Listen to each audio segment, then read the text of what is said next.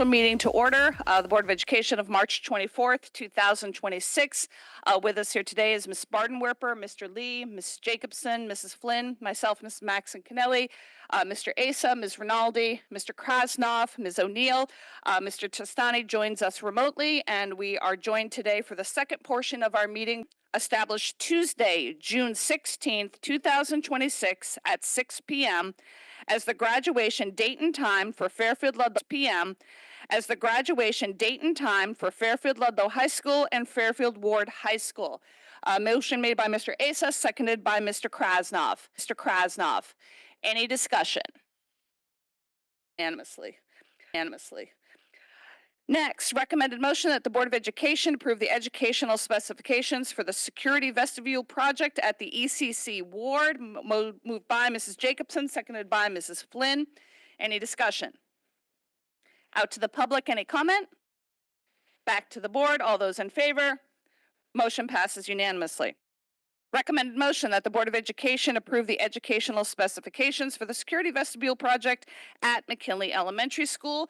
Moved by Mrs. Jacobson, seconded by Ms. O'Neill. Any discussion? Out to the public? Back to the board. All those in favor? Motion passes unanimously. Recommended motion that the Board of Education approve the educational specifications for the security vestibule project at Roger Sherman Elementary School. Moved by Mr. Krasnov, seconded by Ms. Rinaldi. Any discussion?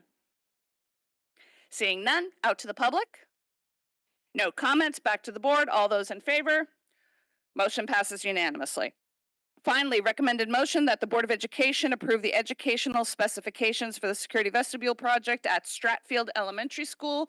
Moved by Mrs. Bardenwerper, seconded by Mr. Lee. Any discussion? Seeing none, out to the public.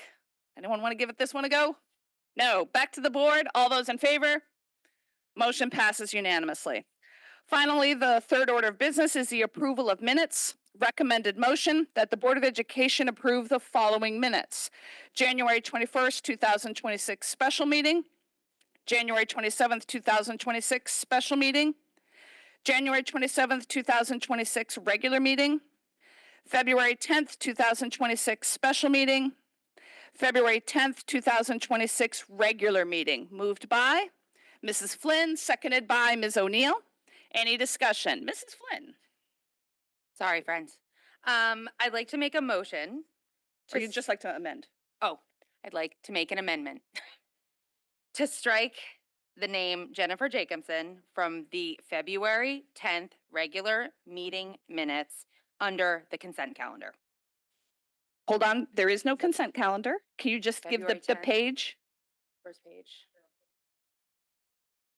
For the consent calendar. Oh, that's the topic on here. Yes, Sorry, I under the consent calendar. It's It's just striking Jennifer Jacobson's name. She was not in attendance at that meeting. I can't get rid of her. what page is that? Page 1 of the February 10th regular meeting minutes under consent calendar. Gotcha. Okay. Seconded by David Krause. Mrs. Jacobson. Any discussion? Thank you, No. guys. Anything else on any of the other minutes? Oops. All right, seeing none, all those in favor of the amendment, excuse me, I should start with the amendment. The amendment only, all those in favor?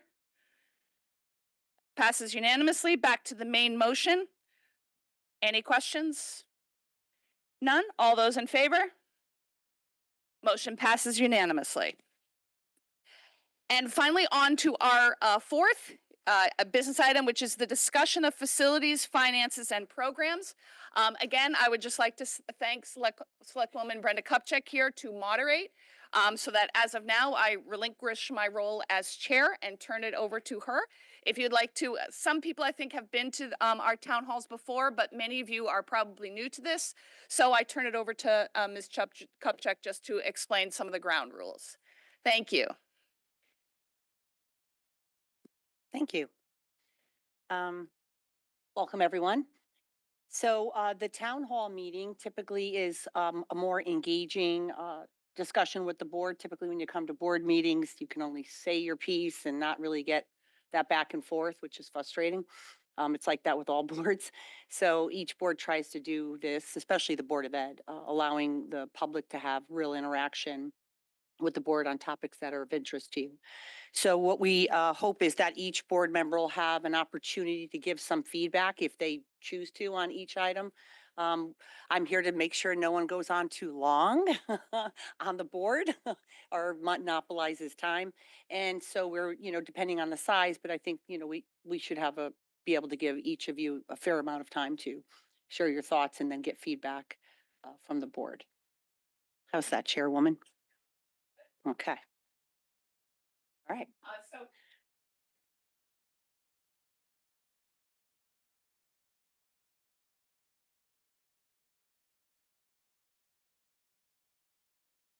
Nobody ever wants to be first.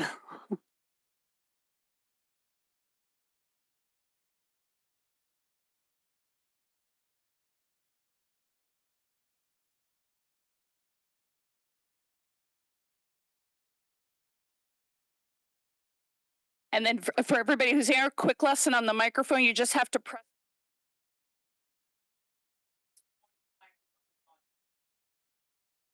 Like I just didn't. The ever-changing microphone system. So didn't want to be first, but I'll kick it off. I've got prepared remarks, can comment or not, but it'll probably be on the hot button topic. David Becker, 164 Tainter Drive, Southport section. So good evening.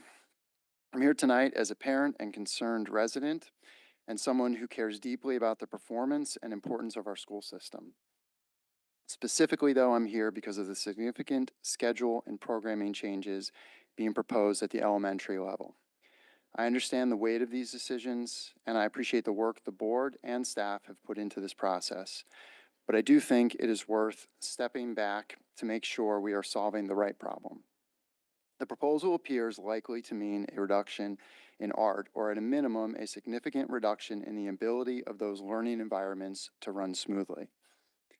Of even greater concern is what amounts to the dismantling of the STEAM program.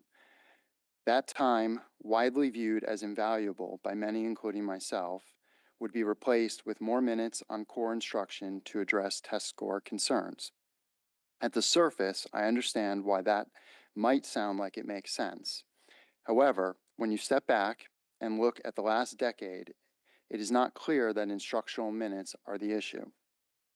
We have added layers across the system, more staffing, more coordination, more structure, all intended to improve outcomes. Yet we are still here dealing with the same concerns. If those structures remain, it is fair to ask whether more time inside that framework will produce a different result. Art matters. It builds creativity, confidence, and a way of thinking that carries into every subject. STEAM is the connective piece. It brings subjects together in an applied, engaging way, and for many students, it is where learning starts to make sense. That matters because engagement drives achievement. Students need both technical capability and the ability to think creatively and adapt, and that intersection is exactly where STEAM sits. Pulling back from that space should give us pause. My children will not be significantly affected as we have one elementary year left, which means that going forward for our community, that is why I am here speaking today. And I wanted to make that clear, as oftentimes it can be tied to specifics with your kids. If this does not have a measurable impact, these changes, you cannot just rebuild these programs back overnight. Families choose a district like Fairfield for the full experience. When you look at other strong districts, you do not see them pulling back from STEAM and the arts. If anything, the trend is to increase. So the risk is straightforward. If we remove programs that drive engagement and add more time within a system that has become more constrained at the teacher level, we should not expect outcomes to improve. This may not be about more minutes. It may be about restoring balance and trusting the teachers doing the work they do every day. Let teachers be teachers and do what they do best. Preserve the programs that help students connect the dots as well. My request is simple. Pause, regroup, and find a way forward that improves outcomes without reducing art time and in particular STEAM, which are part of what keeps our district going strong. Thank you for your time and consideration. So, So who wants to jump in? Anyone? Or woman? Okay, I'll get started. So thank you so much for your comments. A couple things. I really appreciate the comment you made about solving the right problem. And I want to be very clear that while test scores is certainly a topic that came up and a focus of ours, it's not even actually the genesis of why we began to look at this in the first place. What was causing this really was a substantial impact on the teacher's ability to teach science and social studies. There has been some talk, about how this increases, we're increasing some language arts time and we're increasing some math time, but that's really kind of coming from what had been that intervention block. So while the time is increasing, it really was sort of being addressed anyway, so that's just moving time around. But what we've now done is secured a 45-minute block of science and social studies, which simply did not exist before. And so I, obviously appreciate your comments, and I think all 9 of us were unanimous in saying, as we, were ready to move on from that agenda item when we did, that we don't think that this is done. We think that as we go into this first year of it, we'll see how things go, how successful the integration of STEAM is, to a certain degree in the library, but most especially in that science instruction, of how that is being integrated as opposed to a pull-out special. But in order to secure that time because what is constantly happening is currently your children are not receiving the science and social studies curriculum that we approved because there are those definitive start and end dates. The time had to come from something. And so I think if the board were interested or in recommending to the district, we think you should reconsider adding STEAM. Something has to come off. Another special has to be reduced. So at this point, what I know with my personal point of view was, we're not going to deal with fantasy numbers anymore. And as a board, we've been dealing with fantasy numbers. When we kept saying we want more of this, we want more of that, we asked for the more and never, ever took away. So now we're trying to come up with a schedule that deals in reality. And there can be trade-offs as we decide this isn't working out as well as we'd hoped. Let's try to move this. Maybe something could become a before school program, which is optional for students. Maybe we could have an opportunity. I think several of us were excited at the thought of, more so in like the 5th grade, maybe there could be a specials block where student could have some choice. We weren't there yet. We really went with the district went with the most conservative approach that families were most familiar with. But I think that's a conversation that's going to continue. So in terms of solving the right problem, the problem was social studies and science were not being taught with integrity. I mean, in terms of being honest to the curriculum that we passed. Test scores are part of it, but it was not the driver on this. Comparing to other districts, what was interesting is that when staff began this work, they reached out to numerous other, especially Fairfield County districts. And Mr. Krasnoff can correct me if I'm wrong, but the almost universal reply was, we don't know what to do either. We're going to be interested to see how you solve it.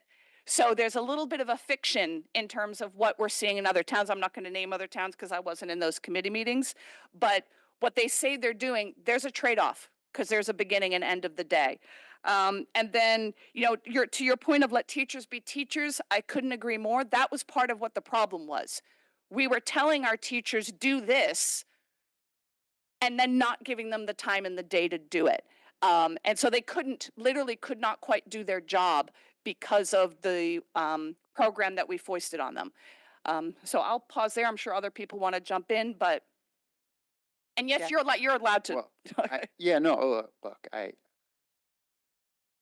think I appreciate the response on that. I generally believe that the issue, particularly at this stage, is relatively caked in. I've been around the block enough to know how this goes at this stage. Largely felt compelled to speak when my kids started saying things about it. And it's not even directly effective. It doesn't understand why, and looked at it a little bit more.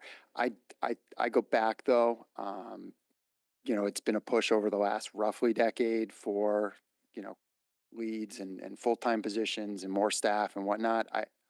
From somebody who has an almost high schooler, I've watched sort of almost that entire thing unfold while having a kid and generally in office supported, you know, the dollars and things like that towards it.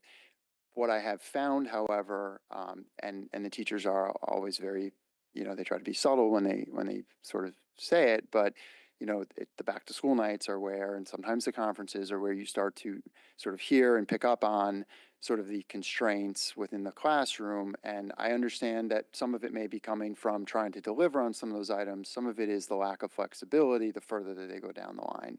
And I think that the more and more that these things to specify, and some of it's the state, I understand it's not just the district, but some of it's the district. So I think that that's where that comment is coming from and that concern. Oftentimes, you know, I go back to whatever the lowest sort of, you know, boots on the ground. You talk about the, you know, 50,000 foot all the way down to the ground level. That's where it happens, and that's where the most flexibility it's, you know, needs to exist. So I think when you take those things out over time, you start to run into problems, and it seems like, at least on the scoring side, that these things that were supposed to do one thing are seem to be doing another. And I understand that maybe that's one component of it, and then to your point, there's another component of it, and I don't envy you guys trying to stay away from the Board of Ed. So, you know, it's a tough job to try to sort, but I worry in the world that we are sending our kids or going to be sending our kids off to, that particularly on that creativity piece, you know, the world is moving to where they have to understand all these foundational items, but they are going to actually apply those in a much more creative iteration, and you know, start to even, you know, be building the tools that they're working in, right? That's becoming the skill set. And I can't even imagine, like, decade from now, my youngest, when she has to go and do that. But if you look at that, it's those other pieces. And so that's why I really worry that I don't want to find that we're sort of the guinea pig that then runs into a problem because of it either. And the districts go, whoa, I'm glad I didn't do that. So that, and again, I just to reiterate, it wasn't easy to put these programs in the first place. Adding headcount, adding programming, adding space, that it's like a nightmare to do that. So it worked really hard to, you know, to get to this. You undo that, you don't just put it back overnight. Are there any other board members? Mr. Krasno? Just want to respond to that because you did hit on a point that actually came up from the staff. The problem was with the old layout of the schedule, or the current layout, there were a lot of things that they had zero control of, like Spanish dropping in whenever it dropped in, art being 70 minutes and not being a structured time. So they had to manipulate their days around these drop-ins that were completely out of their control. So we're now basically asking them to do a schedule on a specific day that just doesn't humanly fit. And a lot of times it was coming out of the science and social studies. So in the conversations, and I'm all for science, the STEAM hopefully is going to fit, or some of it fit in that science block and still be taught. But this is a way to get a dedicated science time that is taught now, that there's no drop-ins eliminating science completely. So in the current structure, they basically had STEAM once out of the 6 days or so. Now they may have like a week of science. So my hope is they actually get more science now, and more STEAM, and more experiments, and more of that experience than they currently have in the structure. It's impossible to know until we really start going through it. It's up to central office. I don't know if Mr. Tistani is still on, but yeah. But the staff piece, as far as I know, it's not even about staff. We may still need some of the staff to do this. It's just trying to figure out how to fit it all in a puzzle so that it all does fit. The art, because it was 70 minutes, kind of just messed the whole schedule up. It didn't really fit anywhere. It had to come out of somewhere in the day. So we just kind of had to pick where. We had a lot of options. We looked at a lot of different versions of schedules. Us in the curriculum committee threw out a bunch of different suggestions, thinking that we could fix everything in one fell swoop, and it just didn't fit into the puzzles. Some of us wanted longer specials. Some of us wanted Spanish to go K-5. These are all things we tried to look at, and they just didn't fit. So this was the best compromise on how to fit everything, at least in my perspective, that everyone came up with, that didn't completely destroy something else. Um, eliminate Spanish, eliminate some of the music, eliminate some of the art. Now the younger grades are actually getting more art. Yes, the older grades are getting a shorter art period and not as much art, but there still actually is going to be more art minutes. It's just going to look very differently. It'll be the younger grades. Now, whether that's the best for kids or not, some of the staff was saying yes. I honestly don't know. I'm not an art person. But there was a lot of thought put into it. Thank you. Mrs. Garden-Warper, I'm sorry. Also, I think one of the concerns for us with the students being, they were essentially double booked. So they were supposed to be doing, reading when they were supposed to be at, their extra art or having their Spanish. So that was the problem, that the schedule had them doing two things at the same time.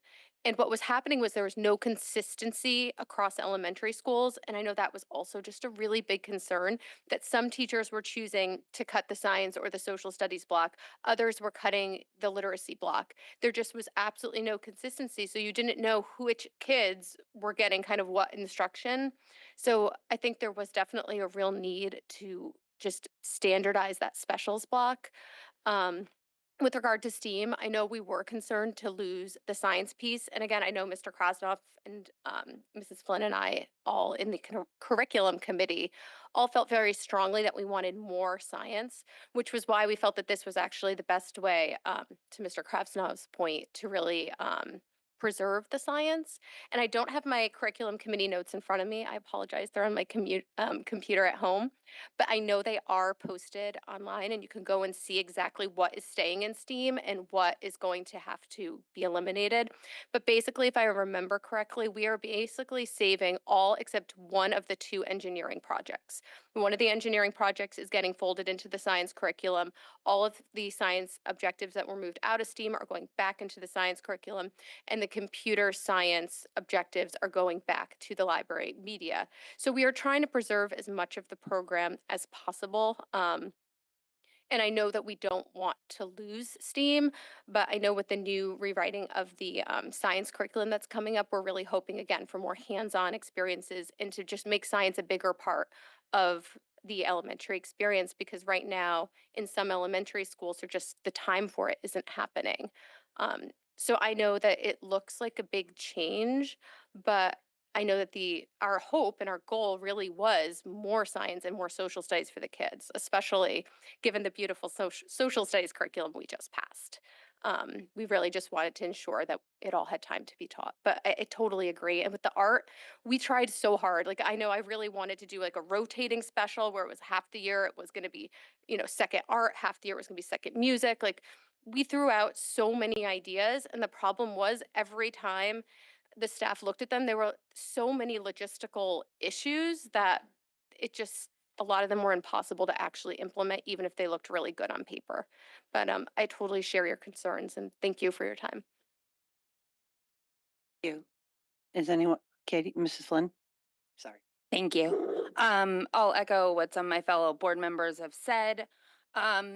This was also kind of a little bit of a different exercise for this board. It was more of a day-to-day operations piece. So I found that we all struggled with that and, figuring out where our place was. One thing that you said, and I know a lot of us have said, and I've been kind of chewing on that since our last board meeting, was let teachers be teachers. We kind of at the end of our process got a survey from our teachers that I found incredibly helpful. But once again, it's a little bit in the weeds of what is the day-to-day administration that our administration is charged with and what is underneath our purview. So like just for myself, I can speak to some things that were kind of echoing things that I kept hearing. We keep talking about the things that we've added to the schedule since 2018, STEAM being one of them. Other things have been added too. Technology is one of them. We didn't talk a ton about that. For those of us who had elementary school students pre-COVID and post-COVID, I didn't even think about a lot of this stuff, and I'm talking about this now, but like our dismissal changed post-COVID. We didn't used to have valet car loop for anyone who wants to go ancient. Like I used to have to park my car and walk up to the door. I was a walker. And now at North Stratfield, that line dips all the way to the end of Putting Green and I'm pretty positive up onto Stratfield Road most days. And I'm just gonna guess that not everybody in that line is a walker. So like we've been having a lot of conversations that I think are like siloed from each other, but really interconnected. So like our dismissal practices, how many minutes those take, our technology, how much time is that taking throughout the day? So I really, really empathize. Like I sat through those curriculum committee meetings, I'll hearken Ms. Bardenwopper's words, just trying to figure out the Jenga of what was in front of us. But in the weeks since then, I've kind of looked at this, and I want to hearken Ms. Maxon Kennelly that this is not finished. Mr. Testani said that. I think everything we do comes with the next 10 words, the next 10 steps. And for me, like I have those highlighted on my page that like, all right, can we talk about tech? Can we talk about some of these procedures? Some of them aren't our task, some will be. So like I found the exercise to be very helpful, but I don't know that each piece of it is going to be our work, if that's the best back and forth. I'm looking for what is. Mr. Lee? I understand every parent's right, the emails we've been getting. I understand their wants and their concerns. But what I'm also concerned about, yes, we don't want to give up steam and things. But what I am concerned about is some of those test scores. As much as everyone says we can't depend on them, you're about to you have 6 years in elementary school. Believe me, as a father now, as a college age kid, the minute you leave elementary school, the rest of their student lives fly by. And all your focus now on that end game. In Fairfield, we send 98% of our students off to college. And from the minute they get into middle school, into high school especially, those test scores are important, right? Whether they get into whether they go off to a big school or a small school, it's always about the test scores. If these test scores are showing that our kids are behind going into high school or into middle school in math and English or whatever, that's a big issue. We already know nationwide that the kids that are coming out of high school are not prepared for general college algebra. How do we know that?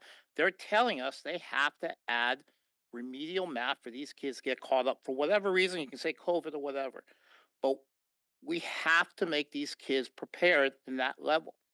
And I am for keeping steam and things, but if we have to cut some art time so they can get the teacher and get more time into math and things like that to broaden that up, I'm for that.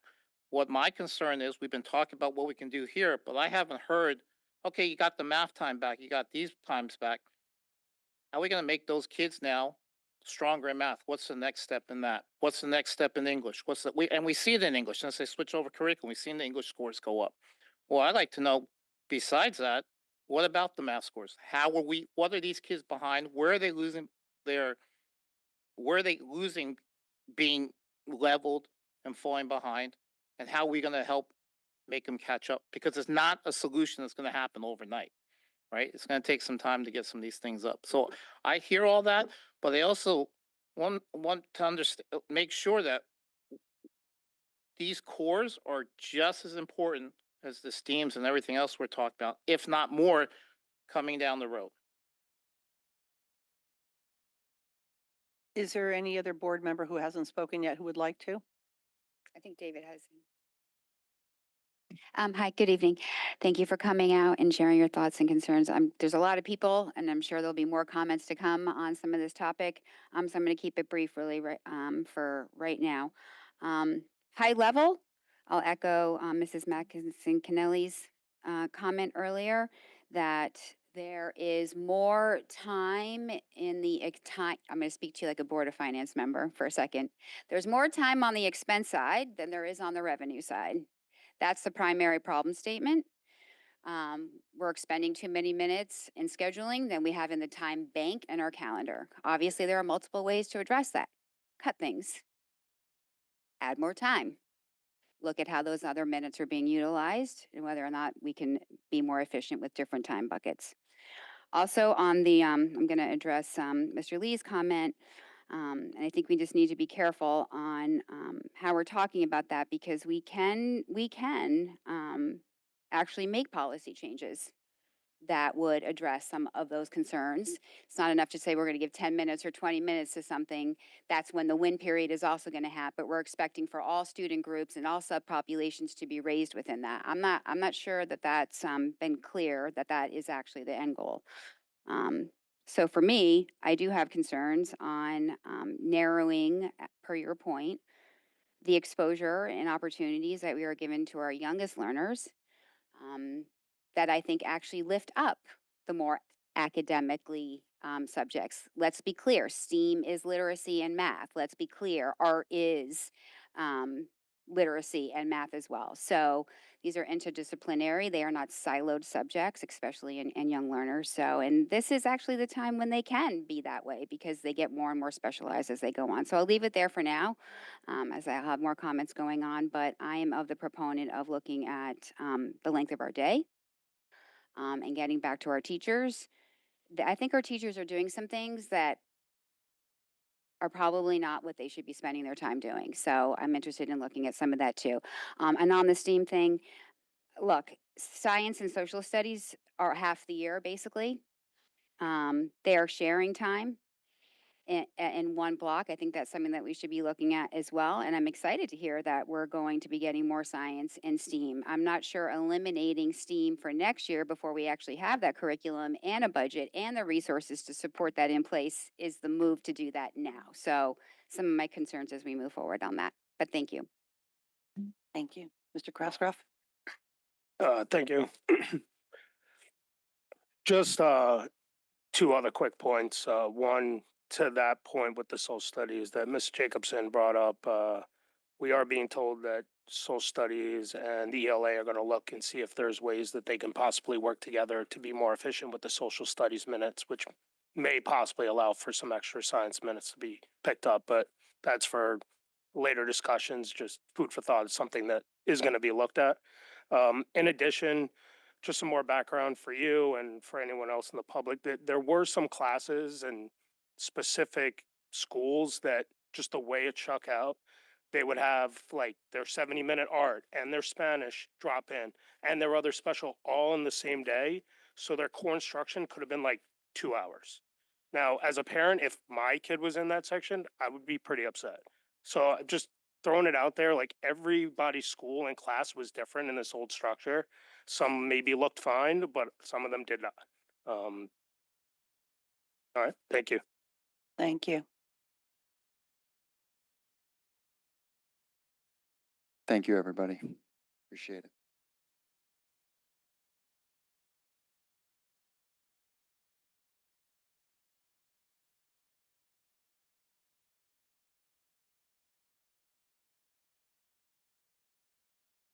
Can you just push the little button? Oh, got it. There Can you you hear me? All right. My name is Robin Herda. I'm at 1414 Melville Avenue. I'm an art teacher. I have been teaching for 18 years. I currently teach at Greenwich Public Schools, and I've also taught at Easton Public Schools. I currently have a kindergartner and a first grader at Stratfield School. I'm just coming forward because I have concerns over elementary scheduling. The minute I pick up my kids from school, first thing they say is, "Mommy, guess what special I had today?" And I have to go through every single one. That is what gets them through the day. We need to make sure we are teaching the whole child, not just one or two or three core subjects. Art and STEAM are two of my classes that my kids look forward to during the week. These classes allow for higher order thinking. They build self-confidence, they boost creativity, they help them develop communication skills that's really lacking nowadays. Build teamwork skills, allow them to see other people's perspectives rather than just their own. But most importantly, it gives them courage. It gives them courage to take risks. It gives them courage to have a different answer than everybody else. It gives them courage to see outside the box. They learn various techniques, styles, artists, hands-on activities like robotics, coding, designing, along with real-world applications that they are going to need later on in life. And yes, they're 5 and 7 years old currently. They're practicing fine motor skills. These are classes that students are excited for and why some of them love going to school. Their curriculum spirals in each one. I can speak mostly to the arts department. Curriculum spirals, you need to have certain vocab and certain techniques, and they build and build and build from kindergarten all the way through senior year. To cut their learning in some years is detrimental, not just to that one year, but impacts the next year and the following year and the following year because they just don't have those skills. I've seen it happen in my current and in past districts. We came from Assumption School in Fairfield, where Spanish was taught in pre-K. It was taught in pre-K 3 and it was taught in pre-K 4. My kids came home, colors, numbers, items in the kitchen, clothing. And this is when they were 4 and 5 years old. They're not going to get that until 3rd grade, 4th grade, and 5th grade. To think that potentially they're going to not have what we currently have breaks my heart. It breaks my heart. Speaking about science and social studies, I can speak as an art teacher, and I know from other specialist teachers, we tie in science, we tie in math, we tie in social studies. It's not just here are artists, here are techniques. We tie in the whole world. I was going to end with a song that my son sings every single day because STEAM is his thing. I was just in the hospital and he kept saying, "Mommy, can you please sign me up for STEAM night? I want to go to STEAM night." And he would sing it in the bathtub. With STEAM, we're on the same team. Learn and think and make it with STEAM. Science is all the things around you. Technology is inventing the new things. Engineering works with machines too. Arts is what your creativity brings. And math is numbers, measures, and space. Let this learning smile upon your face. With STEAM, we're on the same team. Learn and think and make it with STEAM. STEAM, STEAM, STEAM, it's STEAM. As an educator, I can only say, this is not what happens in school. You need to actually go in, be a sub, see what happens in school. You'll have your eyes open to everything. I have been cut twice because of budgets, and I will tell you, I was cut back in 2007, art, music, and PE, gone in Easton. It has not come back. And those kids feel it. So that's it. Thank you.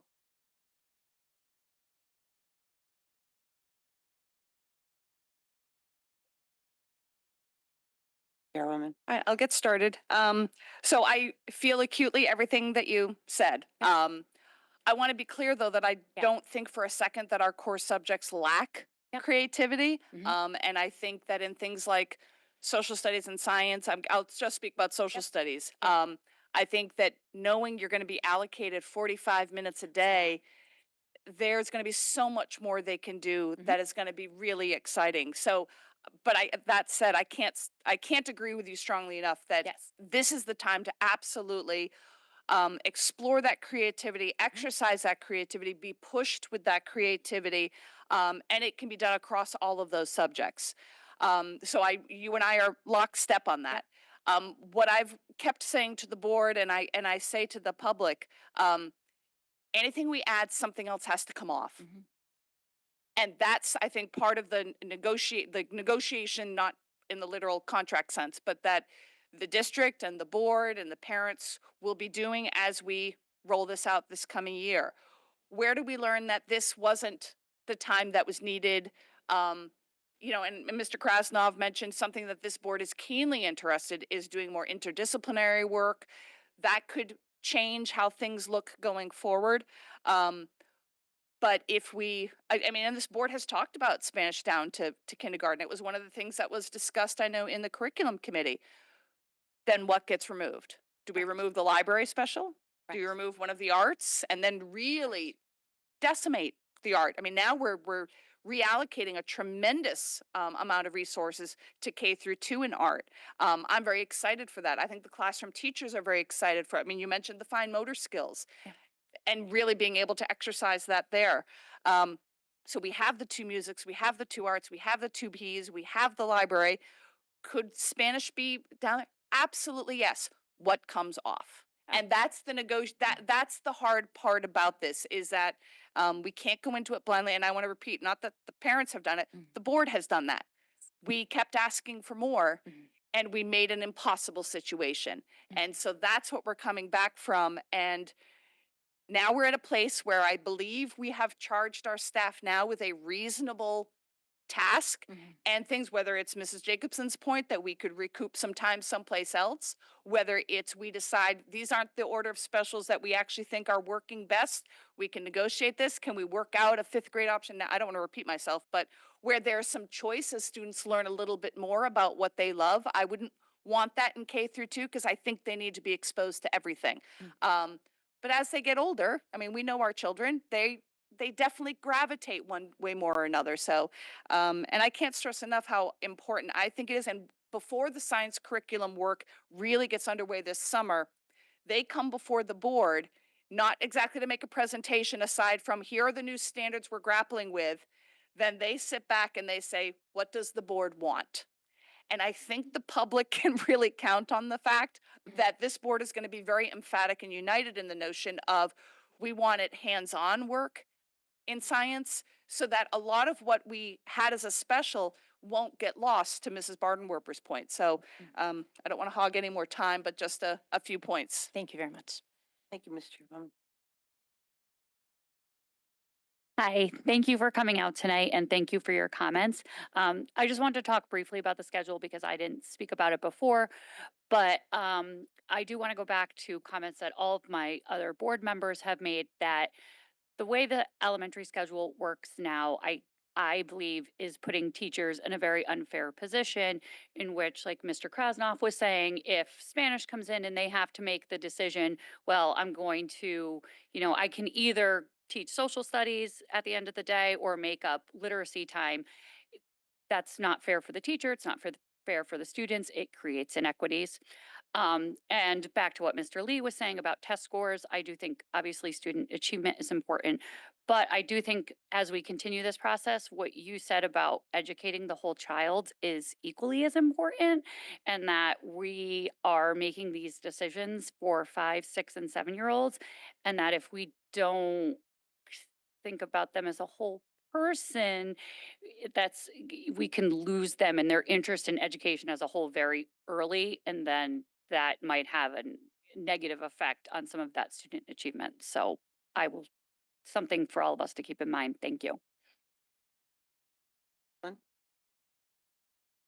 Thank you very much. One of the hearkening kind of topics of conversation in our curriculum committee, especially for myself, was that whole child piece, and kind of always retargeting us back to our vision of the graduate, because as much as the 9 of us have different personal opinions on each thing, we kind of have a very specific, laid out, broad vision of the graduate that includes all the things you spoke about. So I feel really confident that that work will continue.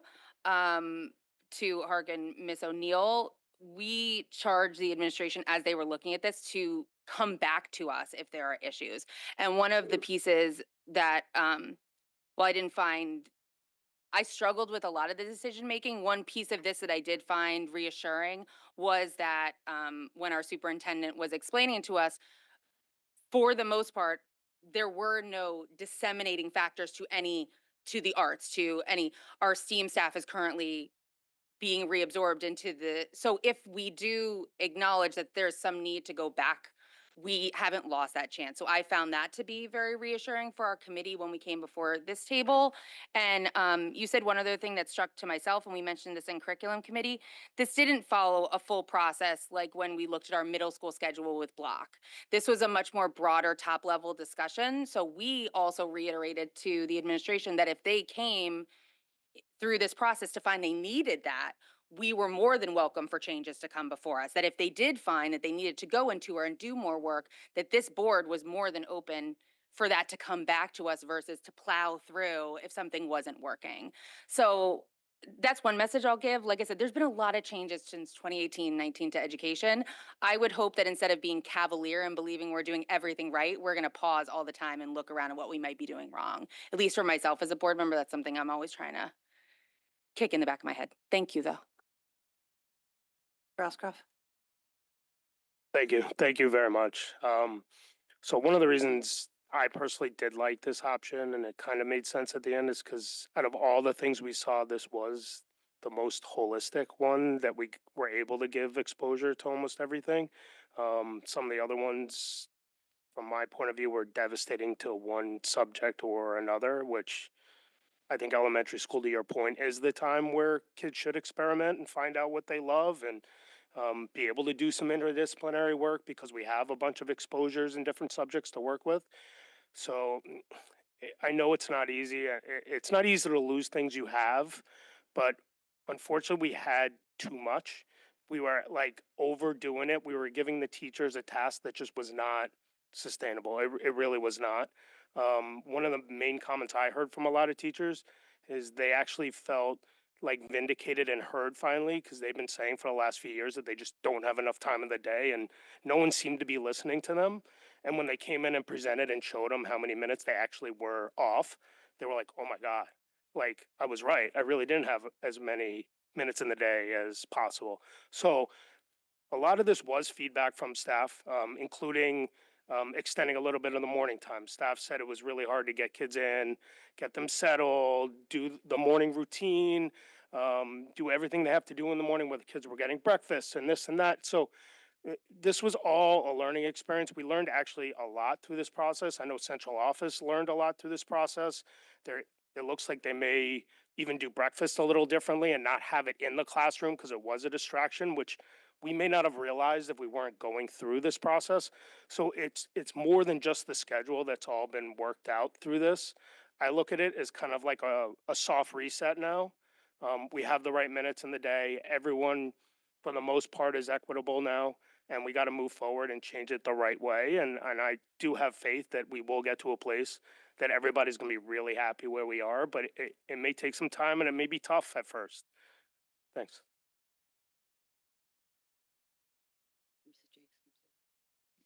Professional question, if I may.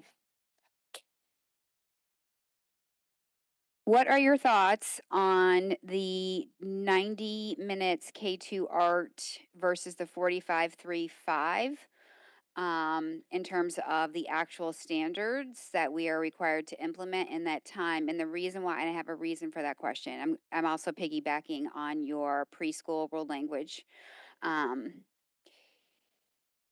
From the menu of bad options, I'm curious about the world language K2 with the 45 art, the art minutes back to the 3-5. And the only and I'm not an art teacher, but I have read all of those standards.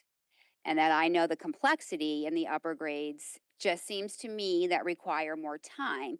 But again, menu of bad options, I hear you, I'm gonna acknowledge that. But just as an expert who does this, swap just 90 minutes for K2 and 45-3-5. And knowing that per everyone's conversation here, let's just assume you don't get the 90-90, right? Like for just working operationals to play this out for a minute. What are your thoughts on that? You won't get any projects done in 4th and 5th grade. You won't. Kids, for me, for kindergarten, you have to have lots of little chunks, and they're learning scissors, how to write, how to trace. They're learning shapes. They're learning elements of art. In the upper grade levels, they are taking what they've learned and then they're pulling in artists and movements, and their pieces are not the same in kindergarten, where it's not going to take them 10 minutes to finish a project. They're going to spend a lot more time planning, going back in, thinking, getting feedback from other peers, going back in and revising. I've taught elementary school, I've taught middle school. The amount of kids that say, my project stinks, you have to build that courage early, because otherwise they will shut down and they don't know what to do. And the kids that do have a clear path are the ones that are constantly going back and revising. So for me, it's important to build upon basic skills, but you need to continue that. You can't just say, oh, okay, you've got it now, you're good. It keeps going. Your learning doesn't stop. My learning as a teacher doesn't stop. I still take classes now. Okay, all right, thank you for that.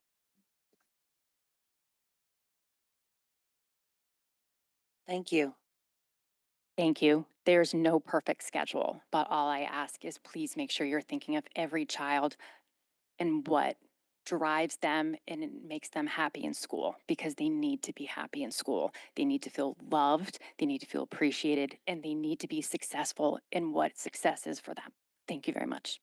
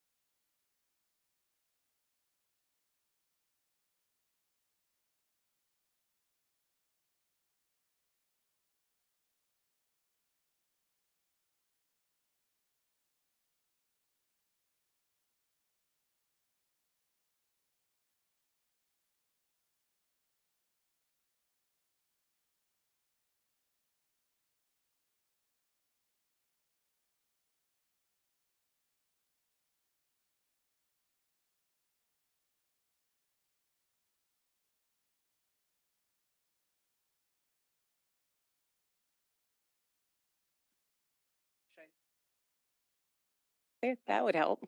Could you? Yeah, I do.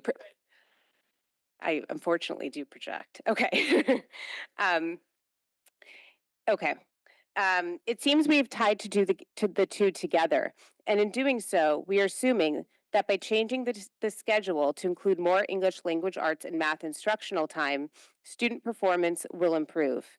Many variables impact performance, not just quantity of time, but also the quality of curriculum and instruction. With regard to world language, children learn best with short, frequent exposure. This is what surrounding districts have found a way to do. As you know, some start in kindergarten. Yet this schedule has done the opposite in consolidating instruction to be less frequent with less time. In surrounding high-performing districts, art instruction is longer than what is currently proposed, or at a minimum increases at the higher grade levels. Yet, in the proposed schedule, art instruction decreases with age. The evidence cited for adding art in the younger grades is lacking, as is the evidence for reducing art time in the older grades. I keep hearing we can't do that in a large district like Fairfield. Other districts have managed to figure out how to schedule in a way that optimizes learning. It would be helpful to have more discussion around this, guided by the Fairfield Public School mission statement, which includes demonstrating the skills needed to participate in an ever-changing global society through a comprehensive educational program. There is ample and long-standing research to demonstrate that learning a second language at an early age has significant cognitive, academic, and social benefits, benefits that accrue across all subject areas. In addition, we know that art builds creative problem-solving skills, supports brain development, increases academic performance, and instills confidence. These programs are markers of a high-performing district. They are the factors that attract families and strong talent to our school system.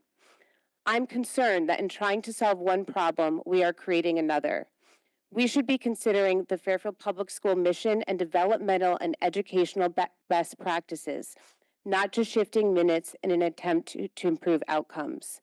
And I just want to say, because I did hear you, that something has to come off to come on. I think we're adults and we understand that. I think what I'm missing from the conversation is how do children best learn? And how does that guide these decisions that we're making about time? Thank you. Let's go, Madam Chairwoman. Thank you. I'm timing and- all of you, just so you know. I love that final question. And that was certainly a factor in terms of how children best learn. We know they learn best by being active, and that by being actively engaged, whether, we have the renewed commitment statewide to that play-based learning, which now has a specific time allocation as well in this new schedule, for our younger grades. I referenced earlier my hopes that social studies moves in a similar direction, that this is not just rote learning, that they're actively, I still remember my daughter's fourth grade project where they mapped out an Oregon Trail, and, I know it was extensive and it was a lot of work and it was really was messy, fun. but it was, it was she's never forgotten it, and I've never forgotten the result of it. But we do know that. And I appreciate that you acknowledge our point of something going on, something having to come off. And it could be that we don't have it right yet. Maybe we discover that, if we actually, let me back up, because a couple of comments you said that I wrote down here, that other districts have found a way to do it. Based on our experience, they haven't. They're looking to us for, we hope you come up with a solution. We'd like to see what you come up with. They have it on paper, and I will only point out that as of this point right now, so do we. That we have on paper this notion that we have this history curriculum, the social studies curriculum, this science, this push in with Spanish, and this commitment. But in point of fact, it's not, it is fiction. And my sense, and again, from the reports that the curriculum committee have received from staff doing research on this, it's a fiction elsewhere as well. And the one other thing that I would point out, and I believe that the world language instruction, it's exposure in much the same way that a lot of the art and the music and the PE to those skills and that foundation, it's invaluable. I'm not questioning that. But we also know that with what the other districts are doing, no one's moving the needle academically for grade 6. They're all coming in at Spanish 1. That doesn't mean that I don't think that the exposure to the culture, to the language, to the different thinking doesn't have a value. If I had felt that way, I would have advocated, I think we need a second art in grades 3 through 5, and we can drop Spanish. But I do believe that that exposure is important. But other districts aren't doing it better, and what they have presented that they are doing is, I believe, a tale that has some fiction in it. I'll be curious to see what kind of conversations happen in other districts, because again, I know they were keenly interested in what we arrived at. And then I want to say again that with the ELA and the math, it's not really a time pickup. It's not really a renewed commitment. It's taking an intervention block and now integrating it into that ELA and math. So it's really about the same. It's history and science that had the pickup there, in terms of the time allocation. But thank you. Thank you. Yeah. I just want to speak to one thing that you talked about that we didn't have the opportunity to talk about at curriculum committee, but that some of us did voice. Your discussions about the smaller frequency times was something that I was very interested in. And once the specials block, I think this is where we're having a little bit of a misnomer of what other districts do and what we don't do. Because one thing other districts do that we don't do is consider Spanish a core, not a special. Yeah. So when we go back and look at some of them, and I'm not saying that to harm our process, but during our process, we were looking at them as specials. So when we moved out of that process, one thing I mentioned is as we look at this, and actually it took me a lot, not to say I wanted to preserve that upper level art for 3rd to 5th grade, to Miss Max and Kennelly's point, and specifically look for smaller time blocks for Spanish. That was not something that our administration said was possible right now, but it's something I would absolutely like to continue to look at, because to your point, when we look at those intervention blocks, as we work through that time being embedded into the other blocks, I would hope we could, like I said, we're getting really kind of into the weeds of day to day a little bit with these conversations, which is hard for me because I like to take those recommendations from our staff and see how it works out. But for me personally, I would like to see that explored. I think the smaller frequency blocks for our K through 5 would be ideal for our world language. Thank you. It's what we're seeing across the state and nationally. Exactly. Thank you.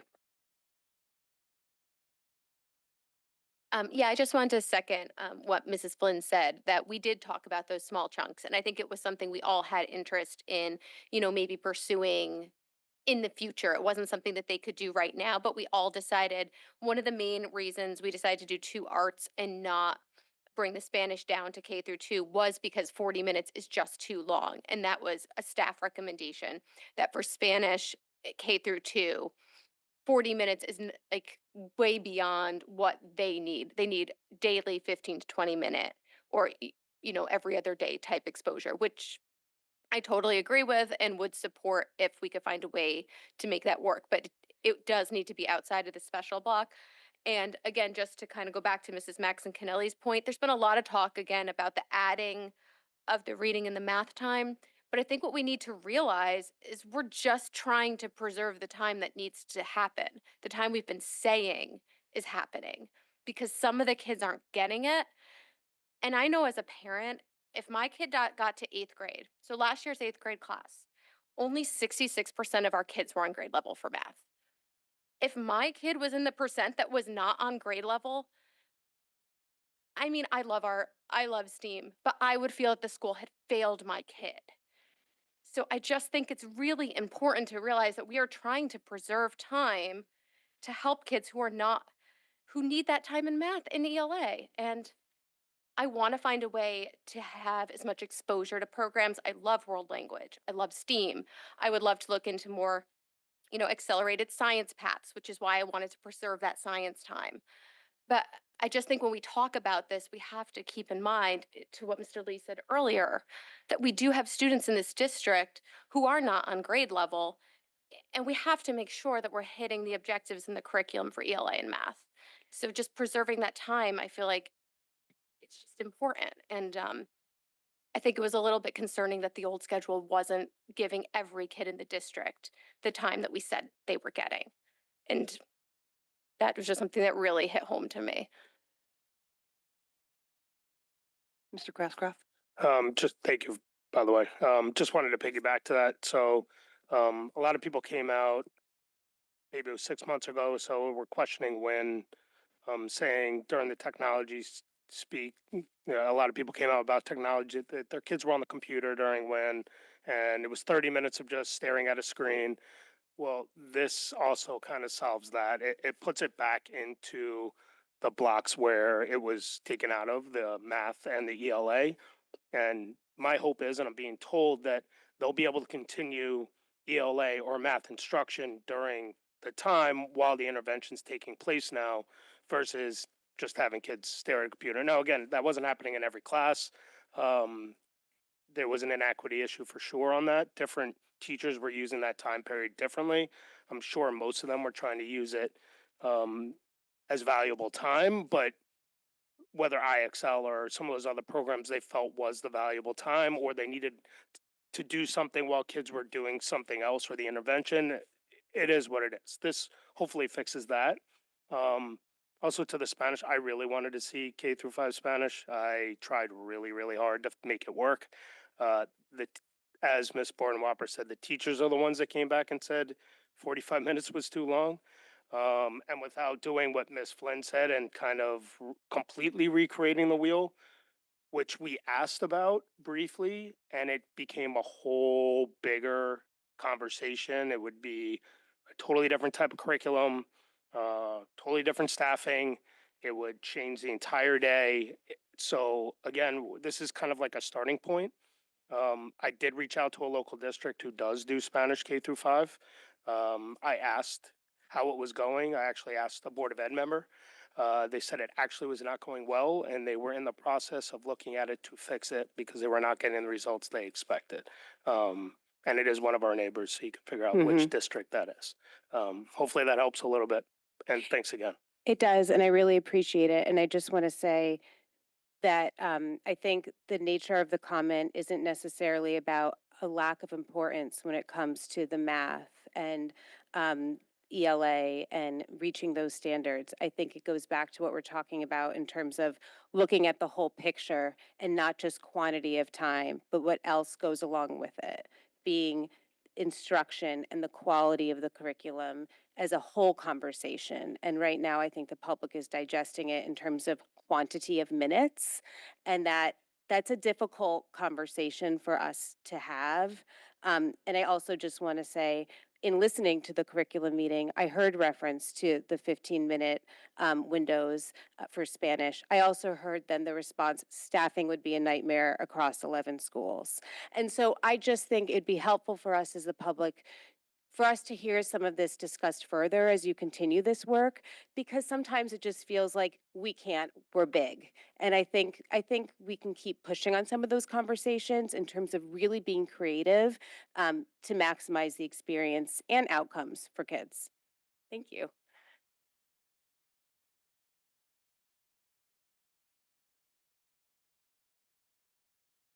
Hi, John Fatigate, 130 Brookview Avenue. So, couple things that jumped out at me tonight so far. Test scores. I'm hearing a lot about test scores. I'm hearing about kids who are not up to grade level. One thing I think could maybe help with that would be classroom size. So, I have a child who's in kindergarten at Stratfield Elementary. It's a great school. We love it. We love our teacher. And we've got a packed classroom. It's at capacity. Both kindergartens, other grade levels. I'm hearing from other parents in the district that they have the same issue. And, as a parent, just trying to figure out, I'm just getting into the school system, advocating for my children, I want to turn to you and ask, how do us as parents advocate? What is the process? Tell us how we can advocate to get smaller classrooms. What is your process? How often do you consider this? And is that something that is on the table? Because I know it would mean a lot to a lot of parents if this could be something that could be taken up by the Board of Ed. Thanks. Ms. Flynn. There's lots of different ways to advocate. You guys have been doing another one. Just to be transparent on a personal level, this is one of the main topics that got me into this work. My kids are about to exit North Stratfield School. They're twins, so I got 2 shots at sections, and I don't think they've been in a section that's been lower than cap the entire time they've been there. We're a very similar building to currently what's going on at Stratfield, and I would say four other buildings at certain grade levels. What I will say, and just a little bit of back and forth, it's a lot bigger of a problem than I anticipated when I was advocating from that side of the table. I've learned a lot on this side. We aren't a cookie cutter district. I wish we really did have 11 elementary schools that all looked exactly the same and had the exact same population, exact same class sections. We know that that's not the reality for this district. So developing policy that reacts to that is very important. I attended policy committee meetings as a member of the public. I now do it as a member of the board. I'm not on that committee, but I go there quite a bit. And we did try and take a swing at that. You were in the room. And while it wasn't the outcome I had hoped for at that time, we were assured by the administration and our policy committee and this board that we will take a look at it at the 1-year mark. That 1-year mark is getting closer every time we have a meeting. So I'm really hopeful in the fall that that will come before this board again, and we can have a really constructive conversation with the administration on how the tactics that they were using, because I really did appreciate the public's interaction on that every building, it's not about how big the class is. Some may be the composite of the class. And does that classroom teacher just need more support from a paraprofessional? Or does that entire grade level need a paraprofessional? So I think as we go through this, I'm really hopeful in the fall these conversations will be complex and comprehensive and long if we need to. I think this is a really big topic. I've been sitting on it for 9, somewhere like that, 9, 10 years. So I would love to talk about it almost every chance we get. And I would love to get those numbers, especially for our K-2, where they should be to our neighbors. The 3 to 5 is, I think, is where we are, but the K-2, I would love to take a swing at that in the fall. Mr. Asa. I haven't spoken yet tonight. A lot of things have been repeated, and I didn't want to just repeat people. But I will say on class size, I empathize with you. My daughter is in a section with 96 kids at the 4th grade level, and she has been in large class sizes close to the cap since she was young. My son was the same way. Different school, but within town. I don't necessarily know or believe that the answer is dropping a class size 2 students.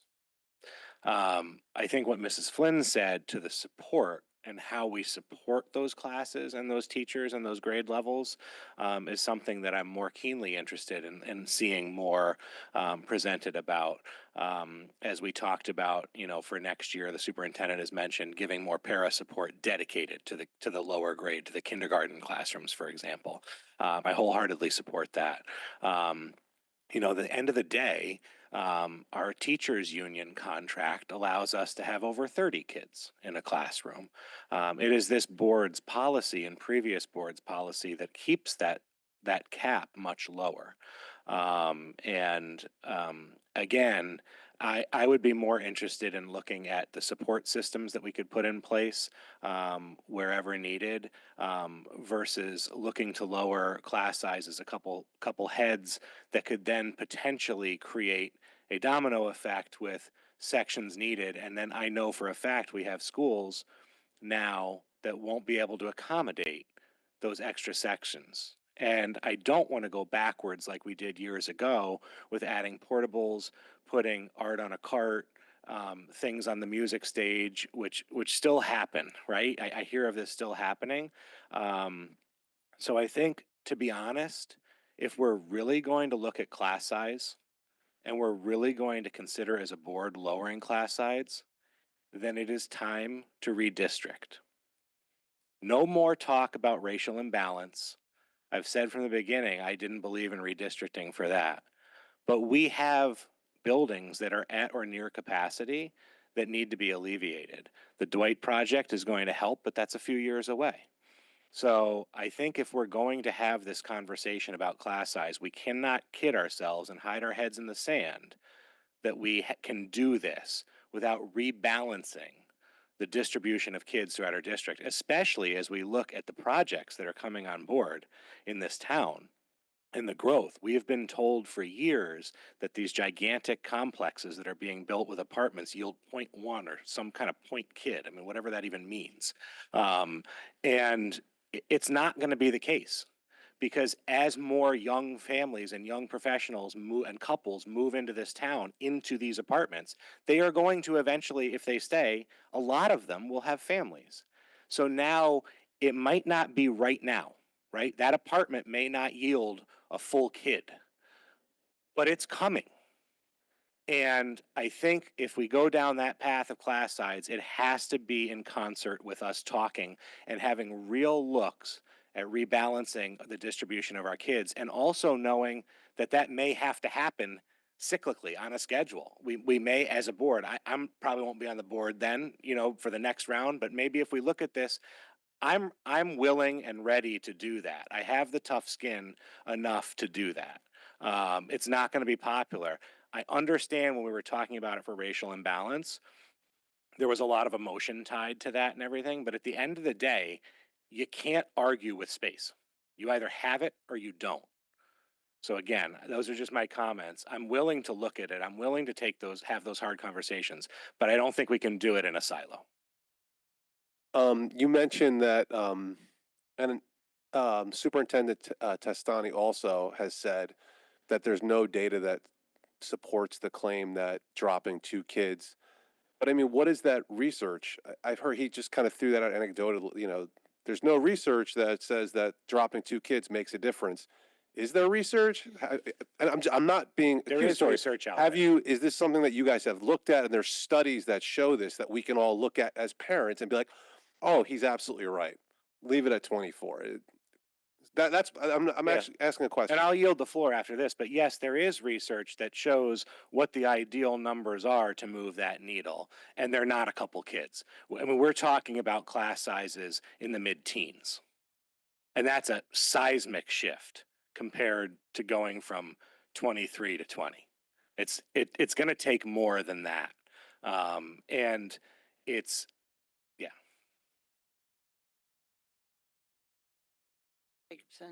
I think we've got enough math problems on our plate right now to address, but to be candid, when you're dropping 2 students from 23 to 21 in the K2 area, it's not a drop of 2 heads. It can be a range of anywhere from 4 to 8. So because of where you split the cap. So it's not a drop of 2 people. But to your point, the advocacy is that I agree. I think that K2 is too high. 3, 5, we are in line with a lot of our neighbors who have policies. I know because I did a lot of the work in policy to look at what other neighbors have. But on K2, we are high. We are on the high side. The average is 21. And all of our enrollment projections are available online, so you can see exactly how many sections it would be and exactly where that would be. The answer is it's going to be FTE, and to Mr. Ace's point, there would need to be classrooms. So it's not that difficult. It's just a decision of a will of the board to drop it and put the money in the budget.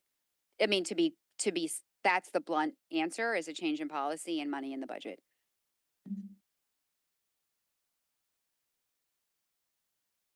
Mr. Krasko, sorry. Sorry. So the year is almost up. I do plan to bring my my amendment to the policy that I brought last year when I was asked to wait for a year, which would put kind of like a stopgap when we get close to cap. I personally do feel we now have the space for now, especially if we don't need the steam room for steam anymore. Now, I don't know what's going to happen with the steam room. I don't want to make any promises that we aren't going to use the steam room. But there may be a classroom extra in every building if needed.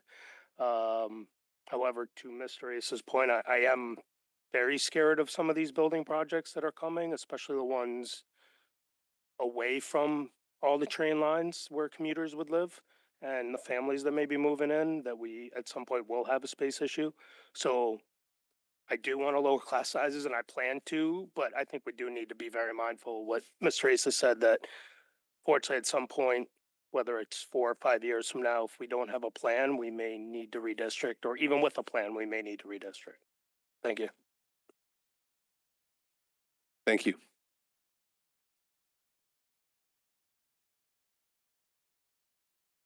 I come bearing gifts.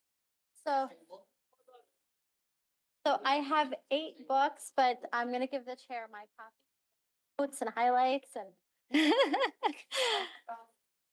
I also have I have to pass this out as well.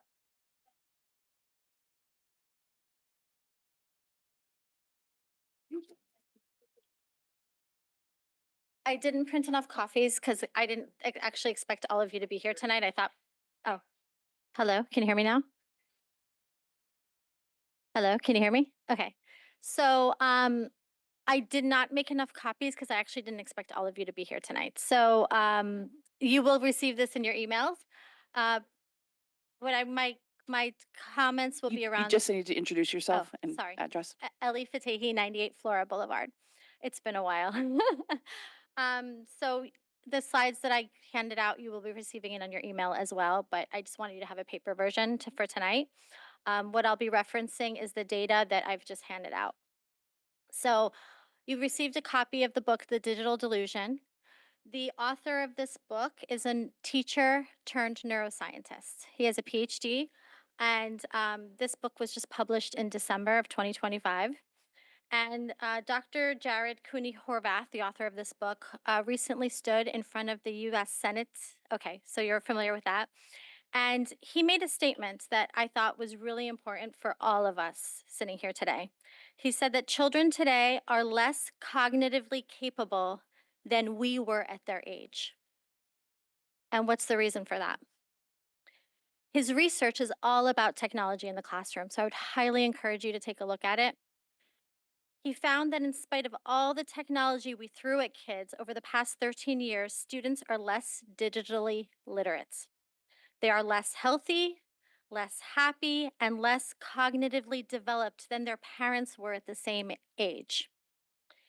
In a pre-post analysis of the year we adopted digital technology in schools, looking at the NAEP data, test scores began to plummet across the United States. So that's the first slide in your handout. Then if you look into the following slide, you'll see that Connecticut's own NAEP scores for grades 4 and 8 align with these results. So that decline nationally, we're seeing it in Connecticut post a handing out of the one-on-one Chromebooks. Then I dug into the FPS data. And I saw that district achievement scores from 2014. I took a look at the trends, so that's also in the slides that you have. Using 2018 and 2019 as the pivotal year of implementation of the one-on-one Chromebook program, we see similar declines in test scores. So if you drill down into SPA trends for each grade, using the data that was provided at our November Board of Ed meeting, so a few months ago, if you take a look at those trends, which are also there, you'll see that the scores since the 2018-2019 school year, which again is when the one-on-one program started, show a significant decline in both math and reading for grades 3 to 8, with some areas signaling a trend back up from its lowest levels, but not returning back to the pre-101 Chromebook test score days. So that's the data that's in there. And I'll send this to you via email. But I also want to talk about some information from Emily Churkin. She's an education researcher, and she says that excessive classroom reliance on laptops undermines attention, motor development, and deep learning. So we need to be asking ourselves the following questions before handing children classroom technology. The 4 questions are, is it effective? We know the answer to that is no. It's in this book. Is it safe? Not really. Is it legal? And is it better than a human?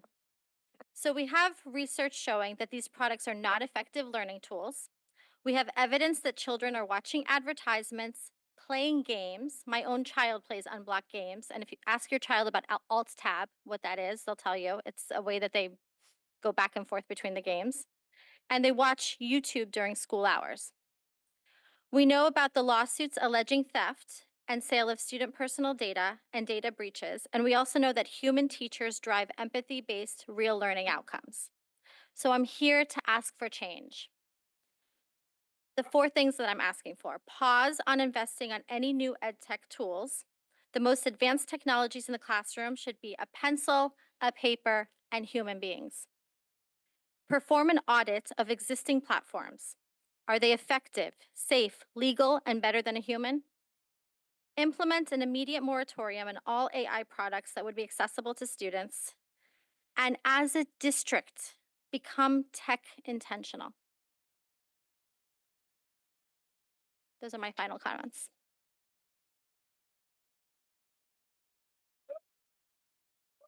I just make a comment before she goes to people.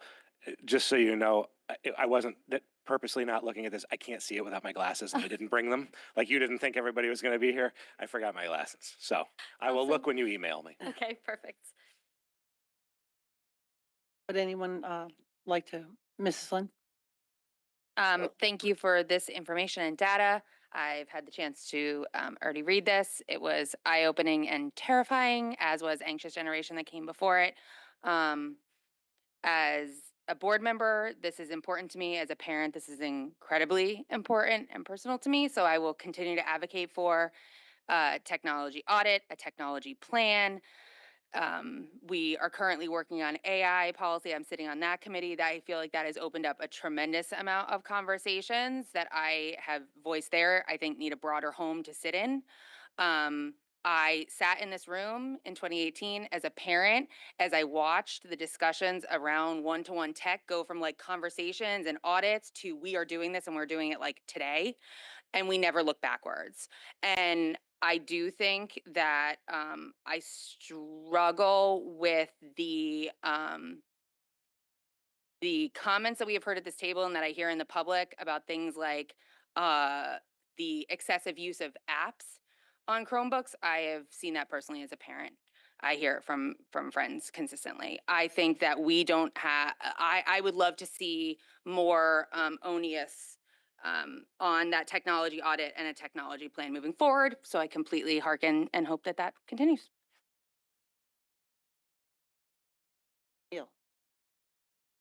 Thank you for all this. Thank you for the book. I really appreciate it. I haven't read this yet, so I'm excited to do that. I am also on the AI steering committee with Mrs. Flynn. And one thing you said that obviously we haven't done all the things you mentioned, but something that you brought up is that we really tried to focus on the idea that technology will never replace a human. It will never replace a teacher. It can never replace the creative and academic work that a student needs to be doing.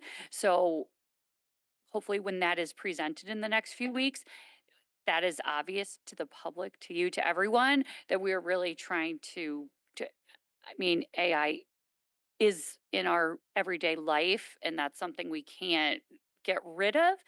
But we really try to focus on the idea that teachers are human beings and there's something that can never be replicated with technology, and have that be a part of our process and a part of the policy. So thank you. I like the first book, so let's see what happens with reading the I'm second glad you book. read it. Um, the I agree, but what I want us to see as a big holistic picture is it's just not a school board or making these bans or whatever. This is a time where it has to be the entire community, right? You need the parent support, you need teacher support, you need the board support, and it's very difficult when you ban it at school. First of all, I'm from the old school. I don't think anyone in elementary school should have a cell phone. These kids aren't going out buying $1,200 phones. Somebody's giving them a $1,200 phone to play with and download apps and everything like that. It's got to be a true community, right? And it's very difficult, especially into this day and age where, bonding with my dad's a lot different than bonding with my dad if we were at that age, because you have fantasy football, you download the app, you talk about this, you do that. That Control Tab has been around forever. I used to watch it in the office before they gave us laptops at March Madness, because when the boss came by, you hit Control App and the spreadsheet popped up. So it's been around. We need to do a better job as a community as a whole to conquer this. We need to be tough with our kids. We need to do things with rules, and we have to do things like that. Um, my biggest thing here, as a lot of my board members know, my daughter messed up in high school and I took her cell phone away for the entire year. And parents are like, "Oh, you're so brave." I go, "No, I pay for the cell phone. I pay for the Wi-Fi." It makes a difference. And her grades went up and she got it back. And that was maybe not the brightest thing either, but it does take a community. It's just not, we know it's bad. We know it's wrong. But when they leave school, we don't know what's going on. I can see it, right? When I walk into Colony Pizza on Saturday, there's a lot of cell phones. I mean, Miss Rachel is famous because she started out, the only way to watch her is you're on the cell phone or an iPad now, right? So it's got to be around. We have to educate everybody, and I think that's a big. Can I ask a question then? So what I'm hearing you say is that we as parents have the option to opt out of Chromebooks? I can't speak for that That's what I heard. as of right now, right? I'm not sure. If that, but here's another thing. 'Cause I would love to opt out. Here's another concern I have also, right? We talk about the whole community. I know teachers, some hate it and some whatever, but what about the new coming teachers graduating from school going into teach? What are they doing at school that we don't know? Are they learning how to teach with a laptop? Are they showed programs? We have smart boards. The biggest thing when my kid was elementary school, we had to get them a smart board so the teacher can hook up the computer and they can present whatever they have to do. Is that part of their curriculum now? Right? Do we know that answer? I'm certain teachers, like, we hate it, we love it, whatever. There has to be a middle of everything. Um, do I want to see Chromebooks, like you said, the pencilness? Yeah, but there's also a time where, especially as the kids get older, my daughter at school, she couldn't get into her dorm room because her cell phone ran out of battery. So she go get security to get it. This plays a big role when they leave our school district, right? Especially in college now, these kids are walking around with laptops. If you take it away now, it's just like we talk about the math and teaching the entire kid. When you bring it back and teach them the right part of it, What about my mic? Yeah, I agree. We can't like eliminate all technology. We, need to teach typing. They need to be able to, be proficient. But I agree we have too much technology in this school, and I really do appreciate this. I'm probably one of the few holdouts who still has a seventh grader who does not have an iPhone. And when I found out there were fourth graders with iPhones, I couldn't believe it, because I'm looking at my son and I'm like, you've got years and years and years to wait. So I know I get very upset as a parent when I go in to help and I see so many of the lessons are done with videos. And there are a lot of ed puzzles, especially at the middle school level. And I am hopeful that with some of the new curriculums rolling out, that there will be less. And one change that I'm very excited about is that we are investing in textbooks. I am so excited. I think as a new board member, my favorite vote was voting on textbooks because I have been so frustrated for so long that we didn't have math textbooks, that we didn't have any textbooks. My kids have yet to bring home a textbook. And I think it's incredibly important for them to be able to go back and see the lessons and have extra problems to solve, especially in math. And just to be able to reread material. And they're missing out on all the fun highlighting and notes and sticky notes and all that. So I agree. I think a higher level of learning occurs when it's paper and pencil. I do think we are trying to move in that direction. I'm very excited to see what the AI committee has come up with because I know some of that is terrifying. And I just really appreciate you coming out and giving us this book. I read The Anxious Generation, so I'm excited excited to dive in. Thank you. Yeah, just one quick comment. My biggest takeaway from your comments, and I really appreciate it. And so if you start hearing it in the future, I won't keep crediting you. But I do really like your phrase tech intentional, because I think obviously what you're hearing here is that there can be nuance to this. There can be an appropriate usage of it, but that it be much more intentionally done, I think is important. And is an important part that needs to start getting incorporated into our conversation. The other thing I'll put is a very small plug, which you could never do. But to Mr. Lee's point of it becoming part of the culture of Fairfield, I know that you loathe the fact probably that you're on social media at all, and yet I always appreciate when you have those posts, and I'll only throw out to the audience if I can recruit anyone to interact with Ellie's posts when she has them on social media, because they are fairly consistently nowadays about tech and about cell phone use and the over reliance and the, we had an earlier parent comment on what is the research on that, which is such a legitimate question. How much of our decision making is gut based and how much of it is no, there's something behind that. Increasingly, there's something behind this. This is no longer just a feeling, just thinking a correlation between test scores and tech. We're getting pretty close to simply saying, and I haven't read the book yet, cause and effect, and which is very different from correlation. So just the degree to which, the public, you can recruit people as well to interact when Ellie has her posts, that it becomes more and more part of the conversation of Fairfield. It makes us truly a team approaching this issue. So the tech intentional is not just from us, but that it's part of the culture of the town to the degree that we can drive that message. So thank you. Thank you. Just a clarification, if I may. Are you talking pre-K 12 with these, or is this a focused elementary? So are you talking about the tech I'm intentional? talking about your 4 requests. Oh, this is the whole district. This is as a district. oh, Let's- okay. Yeah. Let's Okay. reevaluate what we're doing. I think with the elementary school, even more so, the Chromebooks need to be out of there. I mean, the research says it. And then high school to really take that tech intentional approach, like as needed. I think to your point about the textbooks, I have a 6th grader. He really struggles reading a textbook.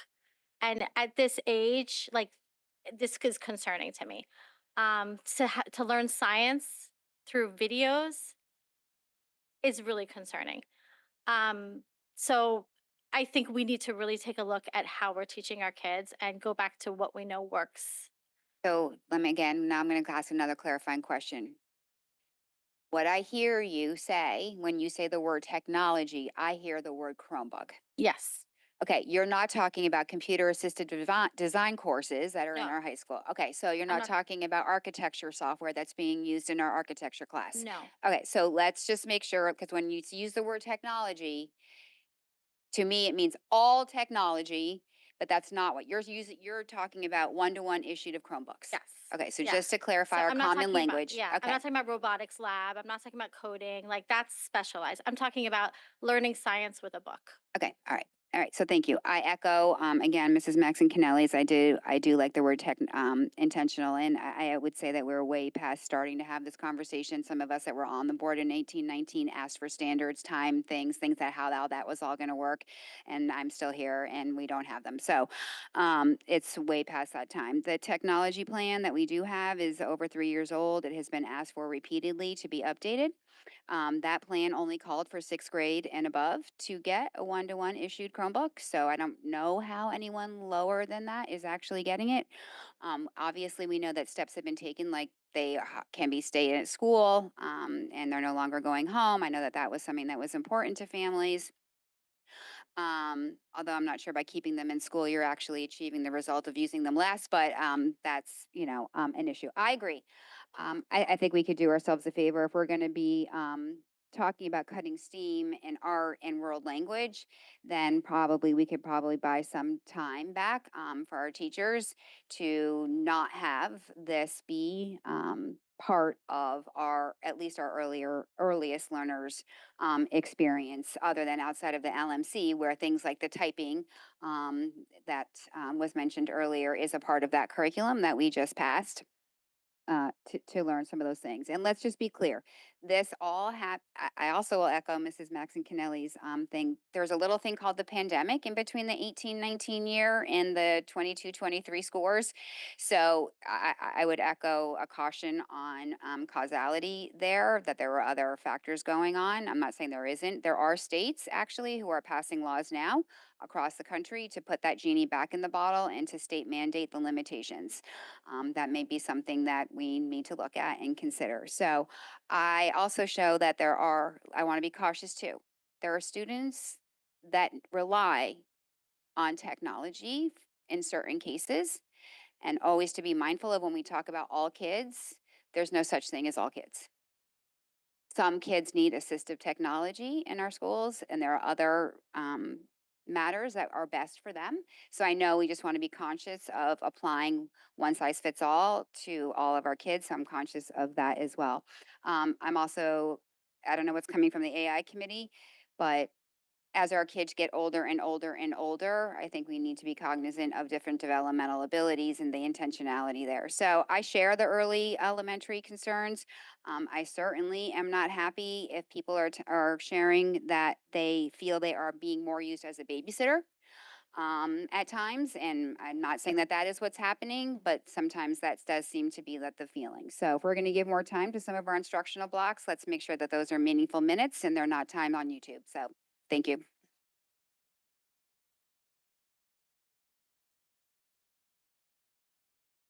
Just for your third point on the immediate moratorium on Gen AI products, and while I very much holistically agree with that, I will just give a little bit of context that I think Ms. O'Neill, and I think it's important. We have a tremendous amount of staff on that committee and parents as well. The only thing I would hearken on moratoriums or just taking things away in totality, to Ms. Jacobson's point, our older students don't really have a way away from this technology. And we're hearing it more and more of our high school students. So whether or not they're using an AI product, their papers may be graded to look for AI. Whether or not they willingly use AI, they are using Google, which now embeds it into it. So I think it's important while we look at this technology to look at it in a really broad framing, especially for our older students who don't have much way away from this technology right now. So I fully agree with the statement, but I think some of this through our work, I just see how it's a little bit impossible to separate it, not only from our students, but our staff is asking for guidance. Our staff is asking for help in terms of a whole host of supports in that committee. I think we're more in the regs there than I've ever seen this board. So while I fully I would hope more engagement as that comes to our table comes from the public is kind of my hearken to. I have no doubt that you guys will, but thank you.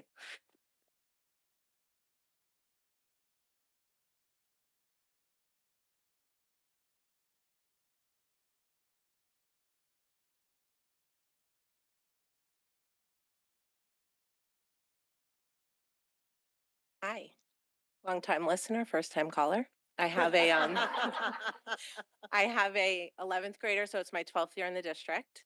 I also have a 3rd grader, so I was here before COVID and I saw all those changes. So I've been waiting for her to, Don, I don't think she's give her- close enough. oh, okay.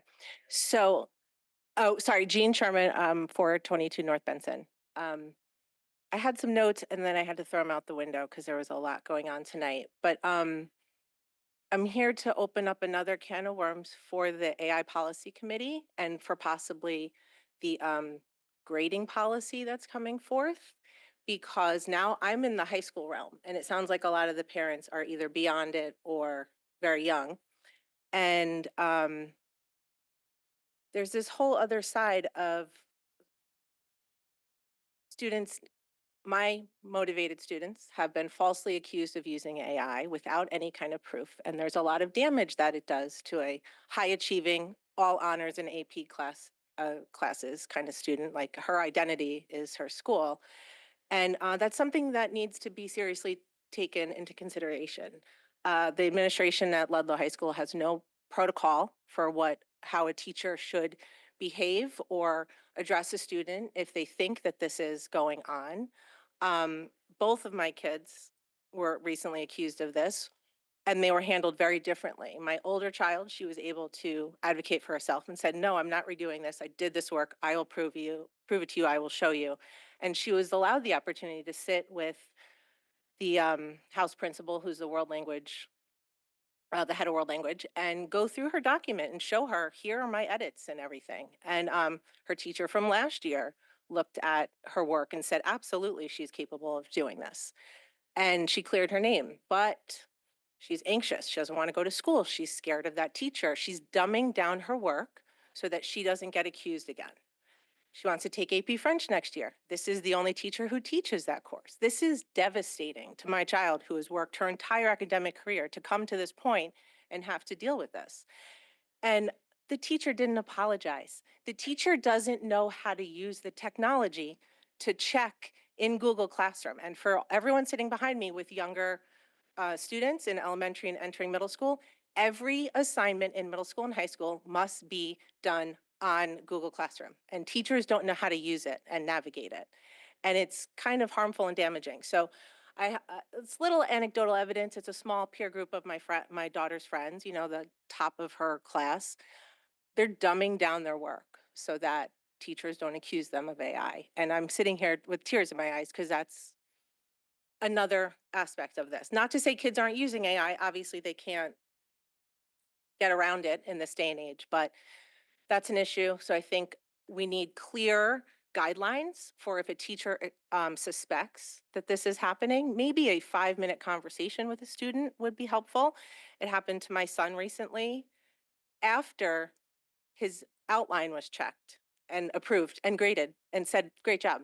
After the essay was written and submitted and he got a 99. 3 weeks later, the teacher yanks him out of class. You cheated, you used AI, you're getting a 0. He has no proof. The writing is too good, he told me, that my son progressed too quickly in a month. It's devastating to my children. And they have to sit in this classroom with these teachers. He is younger, he was scared, he was in the hallway, kids saw him. I mean, that's inappropriate behavior anyway for a teacher to treat a child like that. But yeah, so I don't know how we handle this side of it, right? To protect the kids who are actually doing the work. We had a meeting with administration. We were completely gaslit. None of our concerns were heard. They would not show me what part of his essay was supposedly AI. Just somewhere in the middle, I was told his writing is excellent. Why isn't he in honors? He should go to honors next year. How can you tell me in the same breath he's cheated, show me no proof, and then tell me he's a great writer and he should go to the honors class? So I need help. And the AI policy needs to, I think, adjust all of this. I mean, that there is no protocol for how to deal,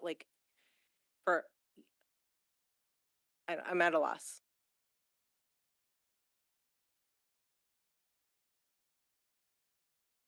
Thank you. There's a lot to tackle there. So I'm not going to get into how the school handled anything or your personal situation. But I agree with you. I have concerns about how AI is going to be policed and how it's going to be used. Very simple example, you can ask Siri something or ask Google, and if you use it in a paper, maybe it gets picked up as AI, even though you're just using the definition that you were told by something that you would have gotten out of an encyclopedia or a dictionary when we were younger. Right, when and we we were do- younger, and we we did don't- like that, yeah. We don't have necessarily access to those anymore. I'm sure they exist, but last I saw, not everyone has an encyclopedia at their house.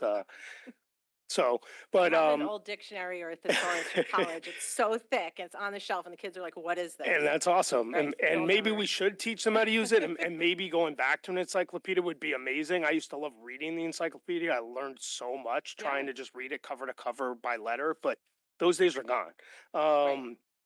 So I have concerns like you on how it's going to be policed. I don't know the answer to that, and I am hoping the AI committee can kind of wrap their heads. I don't mean, know if they have the told answer to us- that either. That's why we Yeah. sent it back, because it's a very tough thing to tackle. I mean, the administration at Ludlow said, we don't put it through AI checkers. We don't use any of them. They're not reliable. So they didn't do that. They just said, this text appeared too quickly. And he said, well, I did it in my outline. I told my teacher, he graded it and it went in, and I put it in my essay. And they said, Unfortunately, I can't no, speak I to your understand, specific but I mean, thing, it's 'cause just, here's this you know. tech problem. Like maybe Google didn't save it every 5 minutes or 2 minutes or whatever the standard is. Like, we don't really know. And the teachers don't know how to check any of this either. Not every teacher, but some of them are being forced also to use this technology, and it's just a mess. Sounds- Teresa? Thank you. Thank you. Yeah, thank you for your time. I think it's just important that we, and I don't mean to be disrespectful, we no longer discuss your current situation Okay, because that's fine. so that is a board purview issue. We do not get involved with Yeah. that. Appreciating what you've brought forward, and I think you've brought something forward that members on the committee and the stuff and both policy and the AI committee liaison members here from the board Right. can digest and bring back. And I think it's valid stuff to consider and talk about further. So I just wanted to say thank you. Yeah. I don't necessarily want to, No, with all due respect, I yours is a very understand. personal It situation is and a the board personal- does they not gave me talk permission about. to talk about it, Yeah. I understand. But Yeah. I mean, to not have a protocol in place in a school for how it's dealt with every single child is No, and I think your unacceptable. point is heard. right. I think it's heard by the members of this board, and I'm sure will be a talking point. Okay. Mrs. Flynn? Thank you for the comments. I think one of the hardest problems with just AI in general is kind of how quickly it's coming. Mhm. Obviously, the policy came before this table. Not none of us, a lot of us didn't feel prepared for it to go in the Yeah. state that it was, so it got sent to a steering committee. I now sit on that steering committee with Ms. O'Neill. One thing I'll tell you, in that work, I feel it's very helpful. I think a lot of what's coming out of it is good. I will tell you, it is very top level. And one of the reasons it is top level is what we are hearing consistently is that this is changing all of the time. So if we were to put in a protocol that included the word Google, to your point, Yeah. which I agree with you, I have an 8th grader and 5th graders, that is the application we're using. But if we were to use that in our policy that we don't change, it could be very prohibitive. One thing I will say that your comments were very helpful for me as a member of that committee is kind of the staff protocol piece of it. That's Like- that's why I'm here. And Like, there needs to be a staff I think protocol. that that's holistically a very important piece that hasn't been fully tackled in that committee. And after hearing the commentary and other commentary I've heard as a board member, I think that's vital in this work. A lot of the work has been I will use a lot of the work so far has been instruction based. I wouldn't say it has been from this lens. I don't know. Like I said, once again, this work is a little outside of our purview. We're a little deep in the regs for the first time that I've ever seen, and I think it's helpful. But I think it's going to be a longer process with this technology as we tackle it. Hence, why I think it should be part of a broader conversation about tech. But yeah, I think the protocol for staff is something that has not been as given as much attention as it needs. Thank you. As I said, I'm also on the AI steering committee. So just to echo a lot of what Mrs. Flynn just said, we had a lot of really useful conversations. And what I thought was great was hearing from teachers from different subjects. Like there were several English teachers, there was a science teacher, and they talked about how they could potentially use AI in their class, how they did use AI in their class. And then we also talked a lot about citations, what was appropriate, what's not appropriate. I just think what you brought up about a protocol about what a teacher should do when they're in that exact situation is important and something I don't think any of us thought of. And again, I'm not sure. And it's kind of shocking that Yeah. there isn't I- any. I agree. And to hear you say it, I Yeah. agree. And I'm not sure if that goes in an AI policy, in a grading policy. So thank you for bringing it up. Yeah. I mean, and as we think about a grading policy, like, I don't know, I couldn't find the grading policy. I was looking it up. Like, our kids awarded grades and then several weeks later said, oh, sorry, your writing is too good. You get a 0. Because that's a, I don't.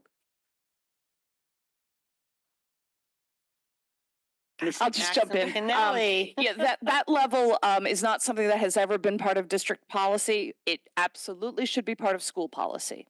I That couldn't is find something it in that their that handbook either.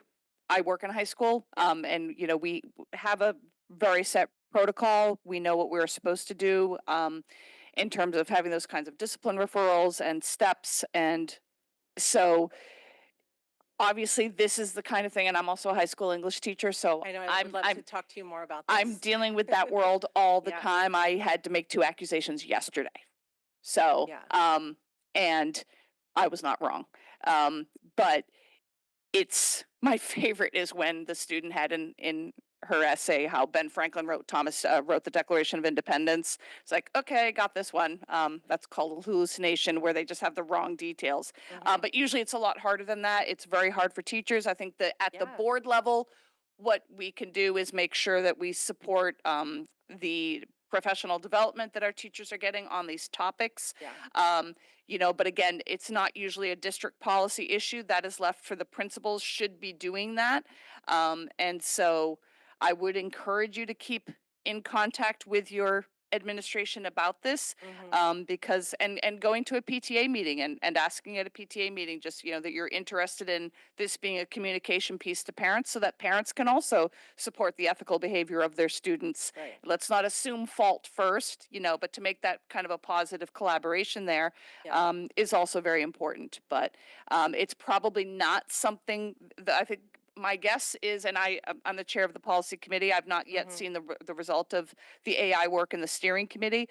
I can't imagine we would have much more than, and staff is responsible for developing at the school level, policies to deal with ethical infractions. That there could be that as a statement, but the board doesn't get into how does the school manage discipline in that manner. So it's going to be really important that you keep up with your school. And obviously, as you get frustrated, you can certainly, contact our superintendent that you're, hoping that this can be addressed fairly, that it's equal between the 2 high schools.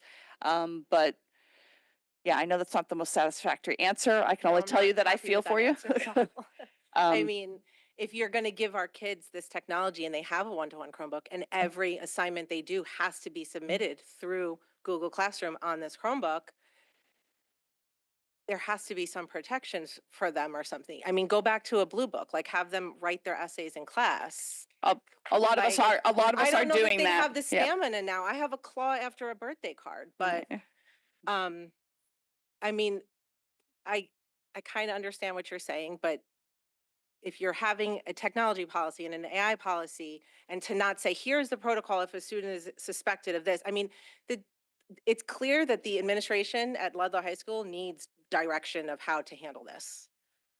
So I don't understand why there wouldn't be a regulation for if Well, this is the big within problem the with that AI is I'm the exception on the board in terms of Yeah. being a currently employed teacher. So the idea of making those types of rules to be enforced at the school level, there are very few board members Yeah. who are in any kind of position to do that knowledgeably. And that's not a knock on anybody here. No, I understand. It's not So your that's expertise, why yeah. that's left at the school level. But again, I want to echo Mr. Asa, you have certainly been heard. Yeah. And We're all here to protect kids. Obviously, at the Sure. end of the day, we want the best for all the students. And maybe it's the blue books. I don't know.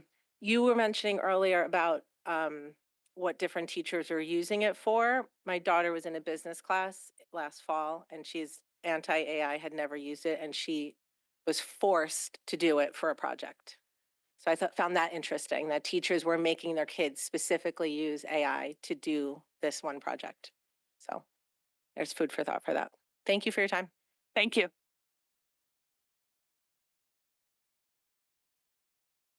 Hi, Tori Donahue, 1022 Mill Hill Road.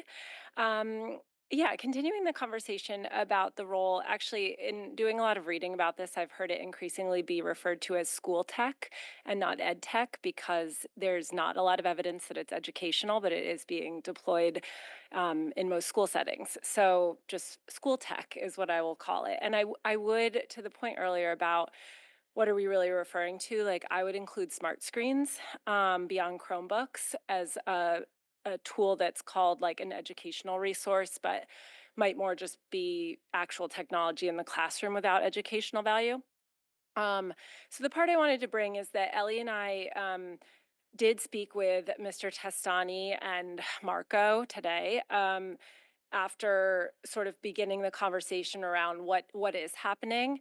And I tend to be someone who's a bit agnostic, and I surround myself with people with really strong opinions because I'm a slow to burn decision maker until there is data there.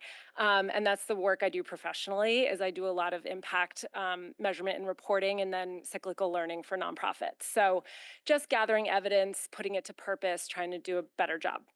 And what we discovered is that they went back over sort of the winter to figure out what they could know, like scientific method, observe first, what's happening here. And a little unsurprisingly, most of the technology being used in school doesn't really want you to know because it could be a little terrifying. You're watching test scores go down, you're watching SEL go down, and you're watching usage rates go up. And so most of the individual app dashboards are designed in a silo. They each look different, so they can't be aggregated. And the metrics that they're providing are really discrete. It's specific to the app. One measures in seconds of usage. So what is that telling you if someone used 17,000 seconds? I mean, it's an intentional structure to say, don't look too carefully at what's happening over here. And Marco is our guy. Like, he knows how to do this stuff. And he came back being like, whew. So I said, it's cool. This is what I do for my job. And I started looking at other districts really across the country. There are some locally about what they're doing to confront the what so of school tech. How do we do discovery then as a society about what our children are encountering? We all get the anecdotal reports of a kid being like, oh, I got 968 gold coins on IXL. And you're like, again, I don't know what this means. Win time. Constant win time references. So all this to say, I have learned that many districts are conducting audits. Most of them are outsourcing. It's costly, it's cumbersome, there's privacy concerns. I just filled out the climate survey and I was like, oh, Fairfield can survey. we do this. This is a thing that we engage our administrators, our parents, and our students in providing, and we can do it safely with consent and anonymity in a way that protects people's identities, and it's not in an accusatory way. It's really done for discovery purposes so that all of you and other administrators have something to go off of. So I did submit a little very high-level proposal, and for transparency and collaborative purposes, I'm bringing that to you also tonight, that I feel really strongly that if we are to make informed evidence-based decisions around what to do with technology, we should know where we are today and sort of what's happening. I do think that every teacher and every school is very different. I happen to be in a school where the principal is very, well, she's been really responsive, so I guess she hears what I'm saying. But all this to say is that when I have said, did you know this grade and this grade are doing silent snack while they watch the screen? She said, on it. And that went away. And my kids said that. They said, it's done. Look what you've done, mother. And I was like, yeah, got it. And subsequent to that, I reached out to her prior to our school open house. And I said, can we just remind everyone that there's no phones in elementary school? And she made a whole slide. There was a whole slide on digital wellness in elementary level. And she put it in that day. So I do feel that we have this sort of opportunity to be sort of at like the granular level with our administrators and our teachers who are like ready to go. Like she'll pull an app, I bet. I mean, I haven't tested her, but I will. And she'll be responsive. And when I say I'm opting out of this, she's very collaborative, and as are the teachers. So I have a really high level of interest of not getting ahead of my skis on calling a decision on something I don't really know what's happening. I do feel we have a wealth of anecdotal evidence, and we have broad scale research that Ellie presented and is pretty clear. But I think for our district and for really to bring everybody along, we can do sort of a discovery phase that would let us see what's really happening, what are the kids saying, what are the teachers saying, what are the parents saying. And so I'd love to hear input. If this gets legs, like I would love for it to be collaborative. I think more is more for what people need to know to make decisions and support our kids.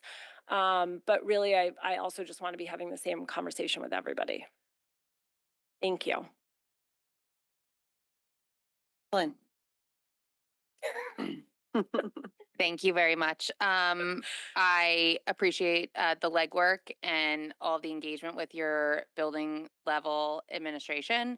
I know that's something that we always recommend, and it's really nice to hear that that's happening. I had similar responses in my entire time as a parent, so I love to hear that.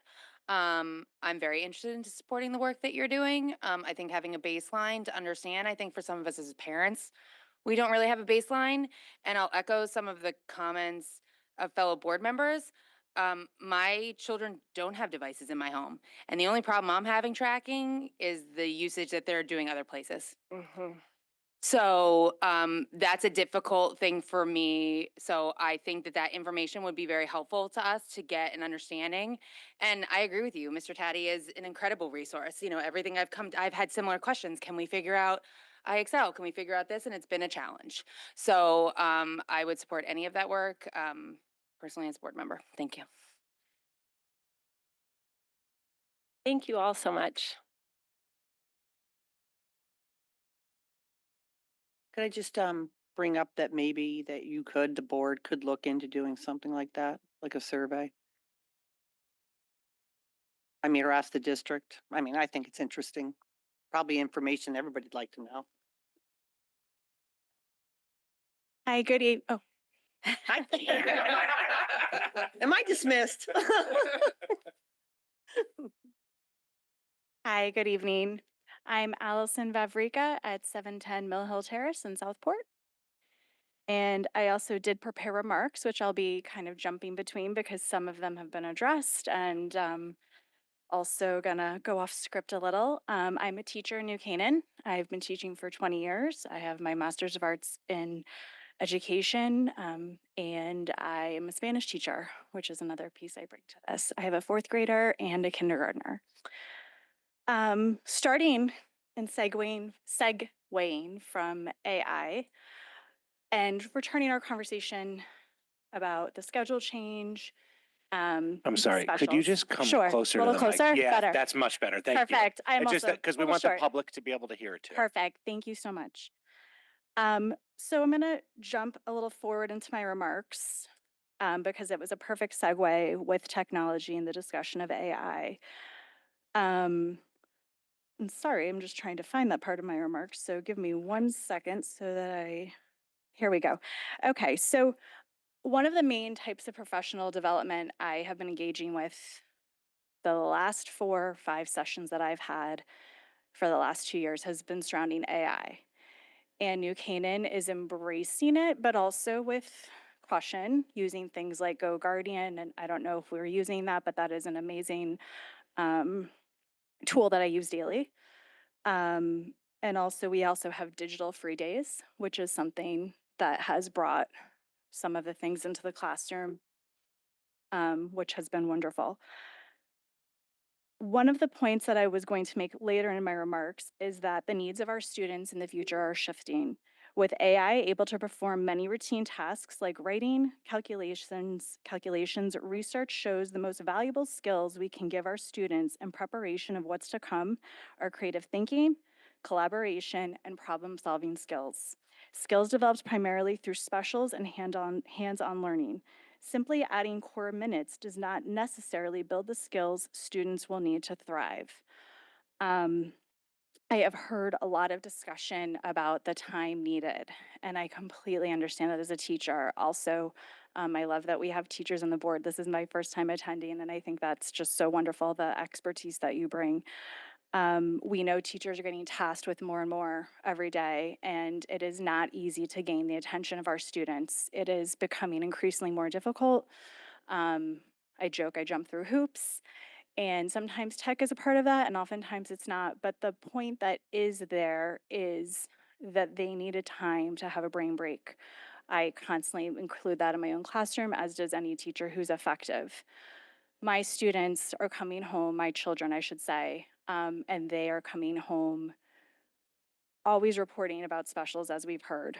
It is what keeps some of the students engaged. I, in New Canaan, am considered a part of the specials loop. But also in the younger grades, they do have K through 5, and they do have Spanish every single day in kindergarten for 10 minutes a day. They have figured out a way. I am wondering where the specific lists of districts that have been consulted and the research that was found is listed. I would be very curious to see where the case studies are, specifically what's been considered. This is not accusatory, but simply that answers in districts are doing it. I heard your comment that maybe some districts are having to take steps back, and surely it's a one step backward, one step forward, two steps back situation at times. New Canaan has had this schedule for years. I have taught in New Canaan for 18 years, and for 18 years, students have received instruction K through 5 in Spanish. The timings differ. I would be happy to sit down with future meetings and showcase what that looks like. I also knew New Canaan welcomes other districts in. We have had Wilton in. I've had teachers and administrators in my classrooms, as have my colleagues from Ridgefield. The list goes on and on. I understand we are not New Canaan, so I don't want to keep saying New Canaan, because I chose to come here, to move here. I could have had my students, or I keep saying my students, sorry, some days it feels the same. My students, my kids, I say I have 125 students, and they really are my children. So pardon me with that discrepancy. But what I was trying to get at is, lost my train of thought. Sorry. Can somebody, please, it's been a long evening. 10 minutes a day. Pardon? You came to Fairfield. Thank you. I came to Fairfield. I could have chosen to be in a town such as neighboring towns that the taxes were lower, but sent close in proximity to New Canaan. And I chose Fairfield because it's a special town. It's a special place. The setting alone is beautiful, but I really I think as an educator in New Canaan, I still think we have something over New Canaan. And oh my gosh, this is on public record now. But we are so special, and there is a diversity here in Fairfield that is so rich, and not that it's not there in other places, but that is what brought me here. I feel so sad that I might have to choose or make a decision, because the arts and time and specials and Spanish is potentially being changed. So I'll get to my main questions, just giving you a little context of what I do know exists in other districts, and the timing that has been found. And also New Canaan scores some of the highest that you can find in the state. So I share that again, not to be comparative, but to say it is possible to have high testing scores while also having specials. So the questions I'd like to, and first points is I'd like to applaud the board for the extension of recess time that you made in the past, was it 2 years ago? I'm not sure exactly, but that was an evidence research-based decision that benefited our students immensely. And it was founded in a lot of time and expertise regarding how academic growth comes from those experiences in time. I am worried about our students as a whole, their social emotional learning, their mental health is something I deal with daily in the classroom. And that is not a problem that is to one district or another. That is everywhere. I'm seeing it in my 6th grade students now this year. Ideations of suicide, I am not saying that that is a problem that is solved by working with clay or necessarily speaking a different language, but it is something that comes with connection that I think happens in specials. It is time to laugh with your friends. My own children are coming home, and oftentimes there's little time to interact. The curriculum is so robust. The time and the UBDs are getting longer and more extensive with less time for social interaction, and that is something we are losing. So I really would like the board to consider the mental health of our students. I have also spoken with teachers firsthand and at our specific school and building, and they share that the morning meeting will be affected, and they feel that that is time that would take away from their ability to connect and set students for the day as well. My main questions for the board is how will the district evaluate and research whether reducing specials and increasing core instructional minutes actually produces the intended student growth outcomes? And what is the plan if the data does not show improvement? I know we're saying I really appreciate the board saying it's a process and that nothing's set in stone. My wondering is, why does this decision have to be so rushed? Why can't we lean more into the research? Why can't we take more time to go and look at other case studies and come up with a better solution? I fear we are throwing spaghetti at a wall a little bit and seeing what sticks, and then we're going to go back and regroup. I understand that there does need to be some time back, and speaking to the teachers I have spoken with, they felt that removing the win time and adding those 30 minutes back to the math program, and was it math and Eli, would suffice a lot. A lot of them do not feel personally that they need more time for social studies or for science. Also, if the issue is with the curriculum, as a teacher who has worked extensively on curriculum over the years, we are constantly revising our UBDs. Let's look at those UBDs. Let's look at that curriculum and see where there's areas to improve so that teachers are not feeling that way. Why is it a choice of cut the students' time in specials to create the time versus examining our curriculum? And those are questions I ask for the board, and really appreciate all you do. I know it's not easy. There's a lot involved in all the decisions you make, so thank you. Thank you. A lot there. So I just picked up on a couple of things, and maybe my fellow board members picked up on others. One thing I want to very explicitly address is the notion that this was rushed, because unless you've been following this all along, you may not be aware. I understand from the parent perception, it may appear that way, but this work it got launched as an intention by the end of last spring. Administration has been meeting with all program leadership, so every department, including all of the specials, have all been part of these meetings for about 6 months of working on this before it finally, at the end of January, went to the curriculum committee. At the beginning of February, went to the entire elementary school staff as we have heard you, here's the problem, we confirm what you have always said, which is you didn't have enough time. Here's how we're trying to move forward. And then it came to the full board. Now, obviously, no members of the public would have been aware of all of that work in the fall because that's, the work of staff. But I do want to make clear that it was not rushed, although I understand your perspective on it.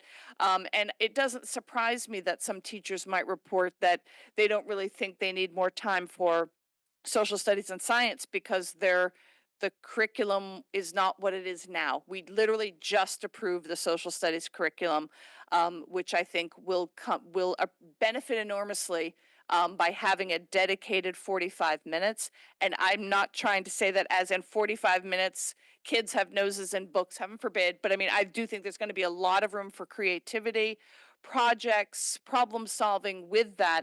But it is far more robust than what they are currently doing. Science as well will not only be more robust, but it is having STEAM invested in it. So the way a teacher feels right now, completely validate that. I think next year is going to be a very different experience. I think they're going to really appreciate that 45-minute allocation. And in terms of the evaluating, very fair question. I think that that's going to be an important one for the board to keep asking. I think lot of it, and we have not had this as a board discussion, nor have we asked our administration, how are you going to report back on this? I certainly think that some of it will be anecdotal in terms of talking with staff. What is staff finding? What is it that is working and is not? Because I know I would not want to encourage, well, let's just keep adding some more testing into our elementary school to find out if we're meeting the goal. That's not, I think most teachers will know, I'm meeting the standards, I'm not, this time has been effective, et cetera. So it's, again, an important question, and I think that's one that we haven't followed up on yet, but I do expect that to be part of our conversation going forward.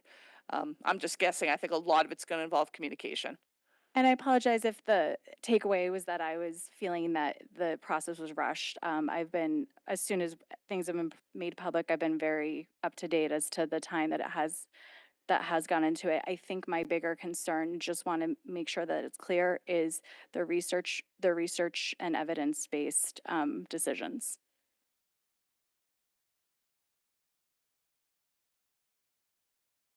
So I'm going to take a few of the other pieces that you mentioned.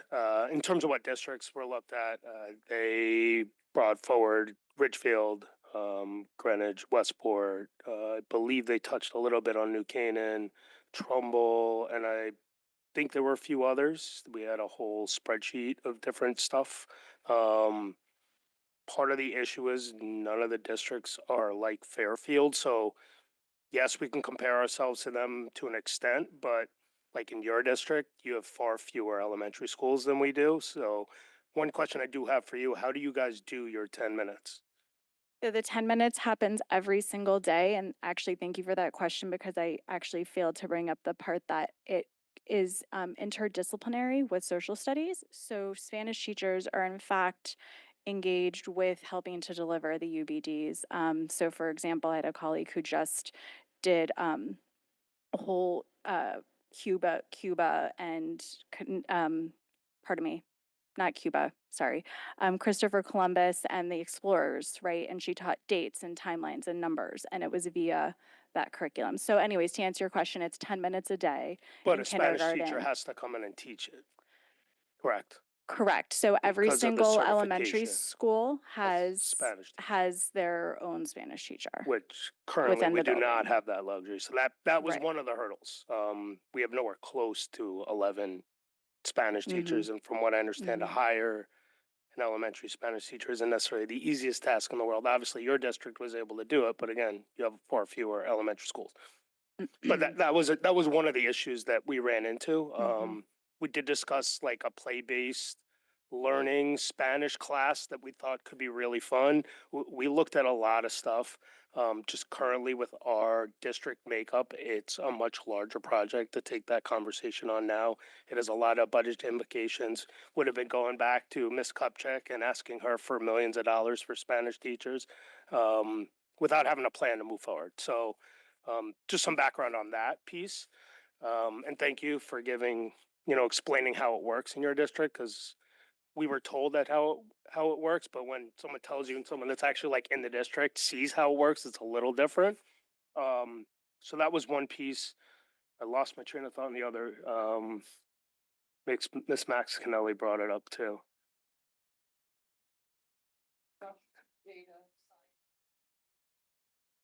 Science, that was it. So one of the issues were when they created the STEAM, they took a large chunk of what was already the science curriculum that the teachers were teaching out of the teacher's responsibility and dropped it in the STEAM class. So I also had talked to a bunch of elementary school teachers and got, I would say, similar feedback. Was more like, yeah, my science lessons are only 20 minutes long. I currently sometimes have trouble figuring out like what to move in the other minutes when they finish. And sometimes the labs take a little while to set up, but and that takes the 40 minutes or so to set it up and clean it. But the actual thing itself is only 20 minutes. Some of that I think is because they didn't have the material to teach. And my hope is with this new curriculum and with the new structure, they will have a more robust science that will go back into their world. And whether they're helped with the drop in or not, I don't know what that's going to look like. But it sounds like there is a plan to make it more robust. So hopefully that helps, especially bringing back the science that was taken out. Thank you. Just a clarification, isn't science a couple years away? Okay, so it wouldn't be for 26, 27. No, but I believe they've been I actually know for a fact they've been talking to the elementary administration on what they would need for that transition year. I don't know what it looks like, and I don't want to speak for central I office, just wanted to clarify that. but I believe that they're looking at whether people are going to help or maybe STEAM team. I don't know what it's going to look like. It's not my decision. Okay, thank you. Sorry, to your, can I ask you a question? Sure. I appreciate your input and I acknowledge that it's a little bit more complex in a bigger system. Just, I'm gonna flip to a different area. How does health work for elementary in New Canaan? I honestly cannot speak to that. I apologize. Oh, I you don't certainly know? could Okay, get that all right. I was just information curious for because you. there's other Yeah. things that go on. But does New Canaan doesn't have STEAM though, do they? They do have a very robust STEAM program. Oh, they do. In STEM, but yeah, STEAM. separate STEM, from the academics. science class? Yes. They do And have it's that. a special, it's an elective at the middle school. I And world cannot speak language. to the elementary schools, but I can't hear you. STEAM is a rotating schedule. It's not an elective. So in middle school, everybody will experience STEAM. Elementary. Elementary, I do not know the answer to that question. Oh, you're in elementary school, I'm aren't middle you? school. Oh, So okay. yeah, All right, I 6, thought you 7, were 8. elementary because Yeah. you were talking about 10 minutes of No, yeah. elementary. So I'm very aware of the elementary Spanish program, but I cannot speak to the STEAM as much. I Okay, all apologize. right. Thank you. Yep. Yeah, Westport doesn't have it in the elementary, and neither did New Canaan. That was shown to us. They're only in the middle. Okay, Ms. Flynn. Thank you very much for the comments. I actually worked in New Canaan 14 years ago, and experienced that schedule and saw it at hand and thought it was great. One thing I think is important to clarify that we kind of found through the committee work, for myself, because I kind of came in with a whole host of ideas that were kind of out of the box. And what we kind of found very quickly was that the administration was not ready to roll out those kind of changes for next year. So what ended up kind of coming to pass was looking at the schedules we kind of had before us and where we were going to proceed forward. What I think that kind of left us open to do is exactly what you're asking for, kind of as we do have more time to look at more out of the box ideas. So while I appreciate I don't think that this was pushed forward, to Ms. Max and Kennelly's point. I think all the steps that she says took place, but also what administration said to us is that they did not look at this in the same process as they looked at like block for middle school. They did not do tours. They did not go. So what I would like to see in the next year as a member of that committee is if it is coming back and isn't working, that works kind of seemed like what was going to be the next take place. So I think it's important to validate that too, that we weren't looking at it from that level of rewriting the ship and finding that. It was more looked at what the concern was with the minutes right now for instruction and moving forward. So I hope that that work continues. Thank you for your input. Two things. First, thank you for all your, maybe it's three things. Thank you for all your comments. I'm really interested, again, as I've said before, in the shorter Spanish. So I really appreciated those comments. Regarding the morning meeting, I was just a little bit concerned when I heard you say that you had received feedback that teachers were worried because we really were trying to preserve that. So I just wanted to kind of clear up that we were actually looking to extend the morning meeting and to move breakfast into the cafeterias. That was, administration said that was something that they felt very strongly about so that teachers would be able to teach without the disruption of spilled syrup and kind of breakfast food so that students would eat in the cafeteria and then come in so that morning meeting could remain focused because we really do value that time and understand that it is like an academic learning environment even though it doesn't always seem like that when you go into the classroom. So we just really talked a lot about the importance of morning meeting, and I just wanted to reiterate that that's not going away and that is something that we were really trying to preserve in the schedule. And that is something that kind of led to some of the trouble with finding the extra time is that we wanted a schedule that included a long morning meet or a good morning meeting that included real transitions for students, that they had 5 minutes to transition from a special to back to the classroom. So that is why the schedule kind of looked the way it did. Hang on, there was one more thing. Oh, evaluation. I really appreciate that question, and again, I do hope that we have a follow-up survey. once we've been through this for a year with teachers and we can take another look, I think it's going to be a very important part of this. And I think that something the curriculum committee all felt and the entire board it seemed to feel pretty strongly about is that this is evolving. And there was no perfect solution. And, we do want to keep revisiting and looking. And again, like the Spanish, the short blocks, I don't know how it would work in this district, but I know it's something that's interesting and something that we would like. So I just think, it's going to be an evolving process. So thank you. Jacobson. Follow up. Making a dramatic change to what our elementary students, if there isn't already a written evaluation plan that's corresponding with the implementation of these changes, I would be very concerned. So I think that not only the board, but all community members should know already if we're making these changes, what are the stated objectives? And obviously that gets complex. That could be very different for kindergarten than it is for fifth grade. But if there isn't already a written objective strategies with metrics that are measurable in place to evaluate the impact, positive impact that cutting all of these things are going to have on the outcomes of our students, I think it would be right to be concerned on being ready to do this for next year. So maybe that's going to come to us. I would hope that administration would be coming to the board and like, while we're making these changes, these are the expectations that we are setting and that we are hopeful for or objectives as a result of that, because I get the sense that the people who are paying for this situation, if they are losing something that they think are valuable to their children, will expect something in return for that. So I hope that already exists or is in works as a part of this process. Otherwise, I don't know why you would make big changes if you don't know what you expect to get from it.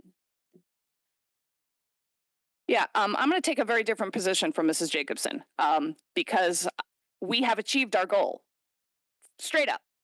We now have a schedule that teachers can achieve what they have been asked to achieve. As Mr. Krasnoff pointed out, they are no longer being asked to bilocate their students to be both teaching Spanish and ELA. Okay, we have to defer to Spanish. This English didn't get taught. Later, we have to make the choice of teaching the social studies, the science, or the English we missed, or maybe it was the math that we missed that day.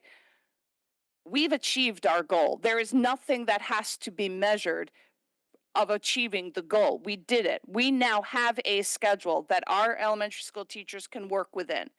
What we now have also, very importantly, is introduced to the lexicon here. If you want to add something, you have to take something away. That is something which certain board members have been saying for years, and it didn't get anywhere. Now the administration has taken the bull by the horns on that one. They've achieved it.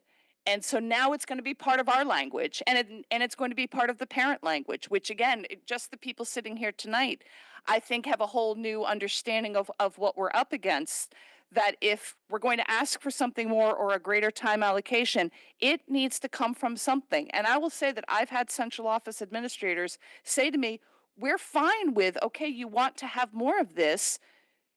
They didn't object. It's simply that it must be then a follow-up part of that conversation, what's coming off the plate. We cannot do what we have now done for a decade, which is just ask our teachers to do more with the same boundary of the school day starts here and the school day ends here.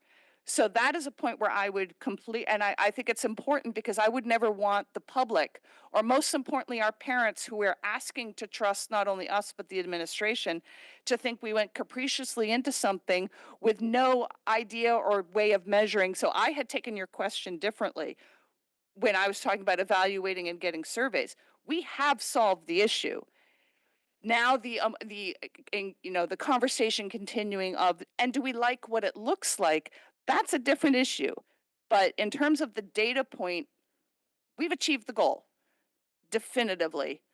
Do we like what it looks like? That's a different conversation. So I just think that's important to say in light of what Mrs. Jacobson just said, that I don't think there's anything troubling about the direction we have set. I think we're in very good hands with this, but again, that doesn't mean that we've achieve the final place where we might end up. I hope that made sense. No, that did. And just to clarify that question specifically, I understand what you're saying and appreciate that, yes, the goal with you had certain minutes and constraints to work in the day and that goal was achieved. And I understand that was a difficult goal at that. Just to be clear, the question was, how will the district evaluate and research whether reducing specials and increasing core instructional minutes actually produces intended student growth outcomes? So talking about testing, right? And part of this conversation has been student scores, although it seems that that was not the main driving factor. I still have heard it brought up by several of the board members tonight, and I think it is a fallacy that more time in the classroom necessarily produces a greater student goal without differentiation, supports, more aides, which I love to hear. I think that's a huge issue that aides have been cut in the kindergarten classrooms. And also, we know as teachers, right, that without targeted sports supports and interventions, we could give certain kids another 20 minutes. I have students, you give them another 20 minutes, they're gonna look at me and go like this, right? Unless those 20 minutes are engaging and really intentional. And that's my fear that I'd like to have measured, not necessarily the effectiveness of this board or that you met your goal with the schedule.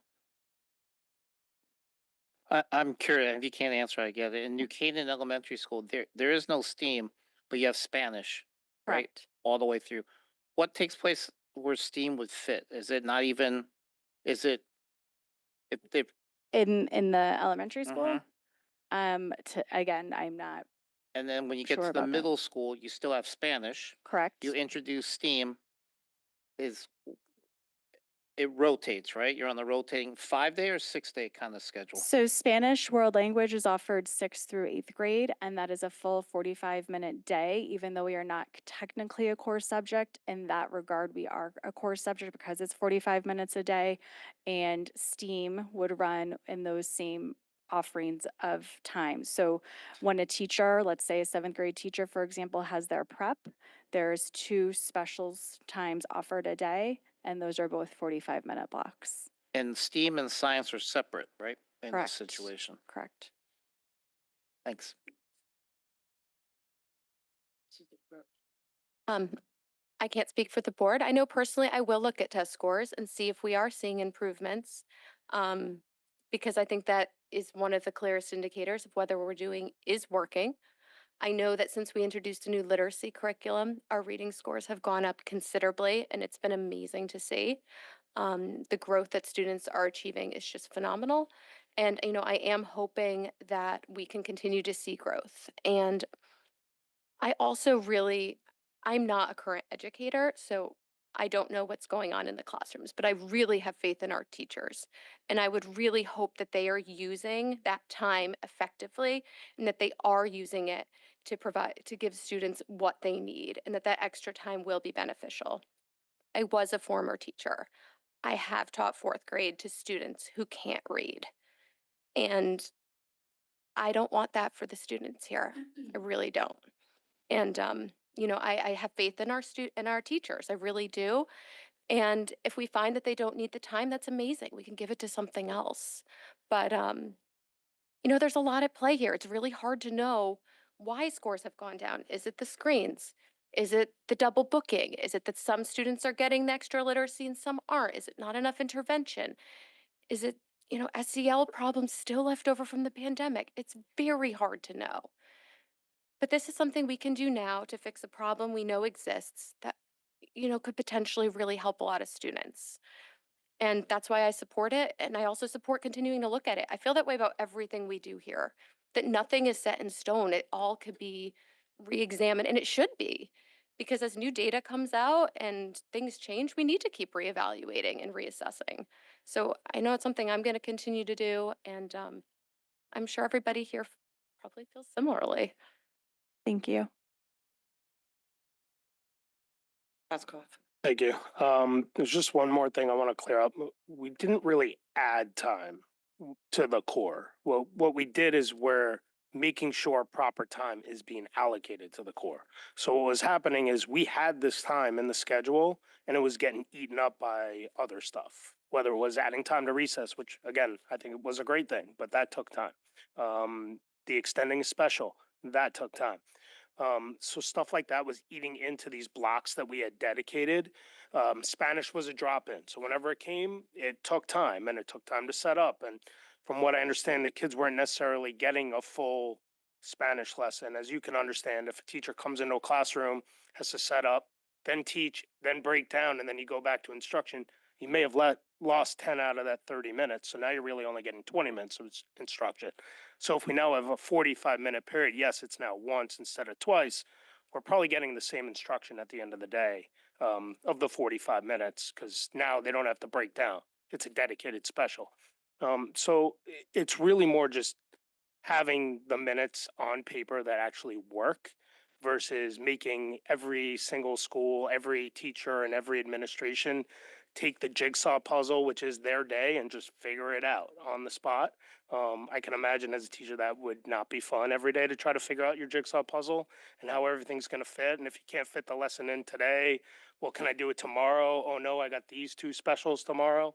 So that was one of the things we were trying to accomplish. Also, like you said, there's 6 periods for planning periods. So we had to run a certain amount of specials at a certain amount of time. So if we increased the special, we would have had to somehow find that time to still fit 6 in, and they wouldn't fit. So like we looked at the 60-minute special, which we thought would have been amazing. Problem is now you only get 4 or 5 planning and you need 6. So it just didn't fit. Could you maybe go to like a 9-day schedule and make it fit? I don't know. We didn't go that far down the rabbit hole. But all of this, we questioned along the way, everything that was kind of presented to us. We even asked if we could do things that we thought were amazing ideas, not being, in the classroom, as you know. And they were like, it sounds great, but logistically, that is a nightmare for us. We don't have this, we don't have that, we don't have enough teachers, we don't have enough classroom space.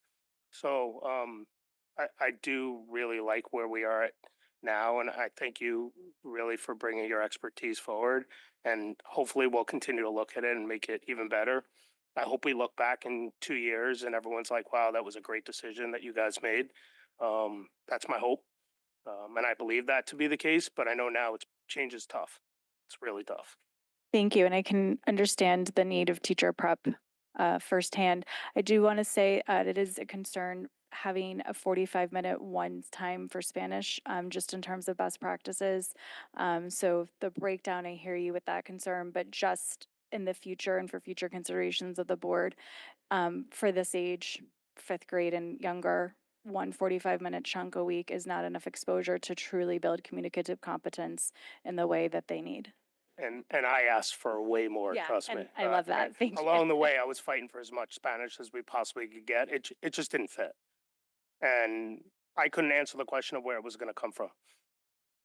If I said music, there'd be a million people that are upset about music. If I said art, there'd be a million people here upset about art. So for me, it was the best compromise that everyone gets something and gets decent amount of time that works within a schedule that functions properly. Thank you, Mr. Kraska. Can I get a show of hands of how many more people we have who want to speak this evening? 4, 5.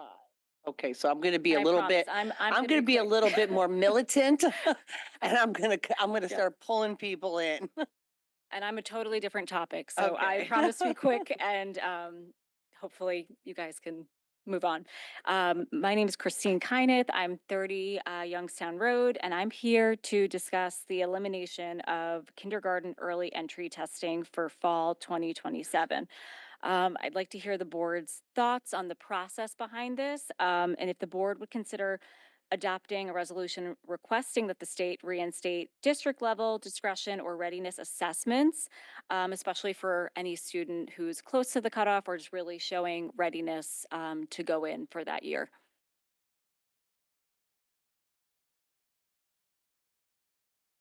Can anyone answer that? Or try?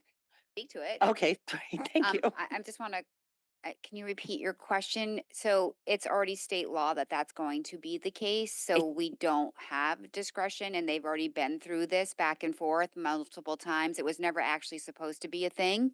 It got added very last minute in the Senate. And been trying to kind of move away from that ever since when that got implemented, because the way that this is happening throughout the state is very, very different. For next year, actually, it's already not allowed unless a board passes a policy allowing it for 26, 27. So theoretically, we can make it go away for 26, 27 if we wanted to. But I think kindergarten's already been starting and all that. So the reality is that it's already a hard. There isn't. So I hear what you're saying is that you would like for us to advocate to the state to go back to allowing waivers for those that are not 5 by September 21st. September September 1st. 1st, sorry. I wish it was the September- 21st. September 1st. Then I wouldn't be here. I mean, I kind of like this. I kind of like it actually. I think that we have a very large grade span in our teachers' classrooms from 4.5 up to 7 in a kindergarten classroom. That's current. That was before this change. So now it's 5 to 7. I mean, I personally, I think it should have been done when they went to Common Core. And kindergarten became the new first grade upon those kids. You're talking about state policy. So I know that sometimes Fairfield gets into the sense of Fairfield application of what it, and Mrs. looking over at our former state representative over there and thinking about how state policy really impacts Fairfield. But I also think it's been difficult to as well if you're doing it in a really thoughtful process. Not saying it won't change or whatnot, or how September 1st was picked. I mean, I'm sure everybody would like, maybe if it was September 8th, that would work for you, but somebody else wants October 15th. So we were very much an anomaly of the latest date in the country, like literally in the country. I mean, a lot have September 1st, a lot have October 1st, a lot, there has to be a point in time, but I think kind of leveling out the playing field a little bit, probably a good idea, actually. That's just my thoughts. And that's where it stands actually is for right now. So it would require a new change to law because I'd already passed. So Thank you. Okay, so basically there's nothing that a parent can do to advocate for their child further at a state level? for 26, 20, for 26, 27, for 27, yeah. 28 at this point, unless they change the law, it's a hard September 1. Okay. You could advocate to You your could change the state law. representative Yes, and back, senators, back to of what it course. was. but other than that, no. Yeah, But other than there's, that. you don't see any window for a district discretion or anything like that to lobby for the students? You can lobby for Sure. what you want. Like you can certainly talk to the state reps and see if they want to change it back again. No, I think she meant district. Like, could she, jump over the state and have you just? I see And what I you're don't, saying. it's a state law. You need an amendment to the Correct, bill yeah. Okay. in a short session. Sure. which Highly unlikely. Yes, I wouldn't expect, a state Sorry. change, but thank you. I was just asking a We'll question. follow up though. or We the do have thought- ECC, we have early childhood programs, and we have options for families that are possibilities. We've added the full day pre-K program. So if there is something of interest in that realm, there are opportunities right in Fairfield. Thank you. And I'll chime in, the ECC is great. So if you're looking for like a kindergarten alternative, I highly recommend it. Thank you. Thank you. I appreciate your time.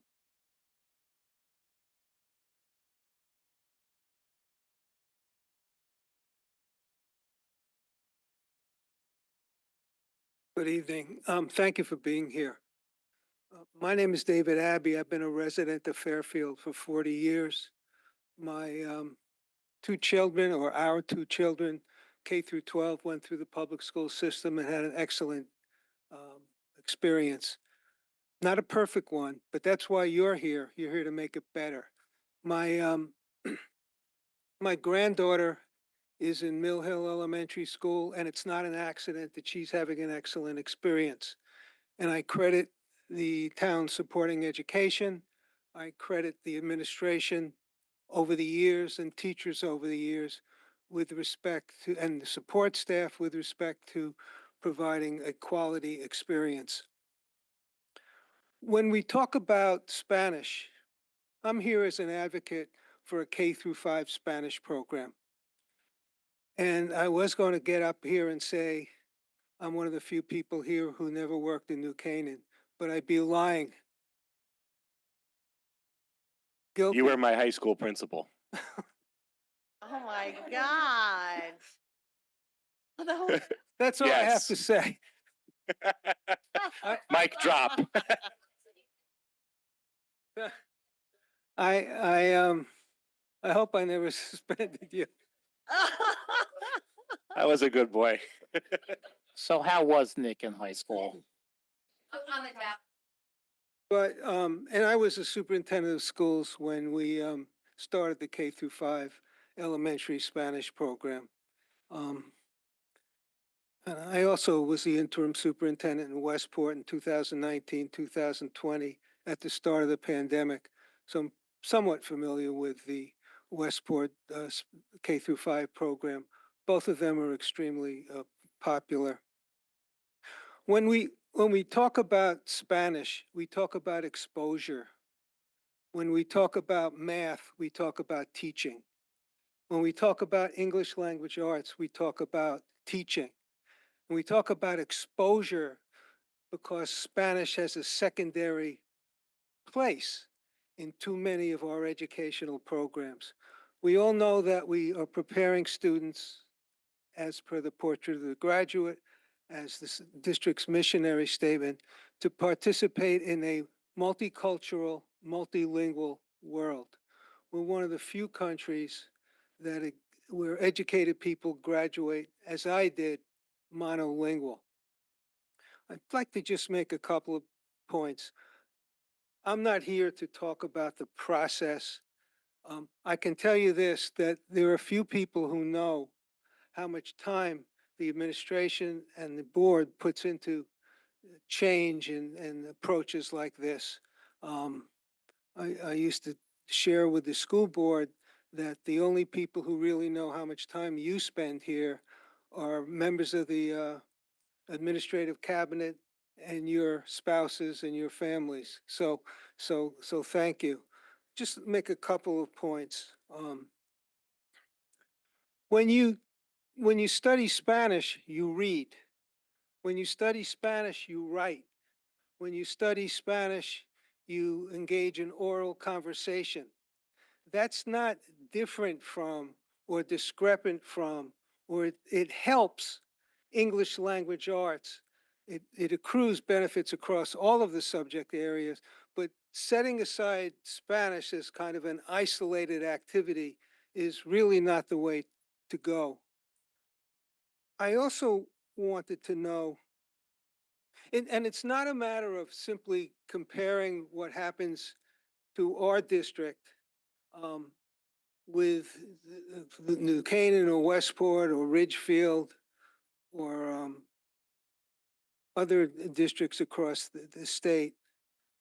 There are 6,000 children in Bridgeport, where I'm working now as a member of the state's technical assistance team. My focus is on special ed. There were 6,000 students who are English language learners, or we now call multilingual learners. Those students are going to graduate from high school equipped to function in a multilingual, multicultural world. So our students, my granddaughter is not simply competing against students who have elite so-called educations from wealthy school districts.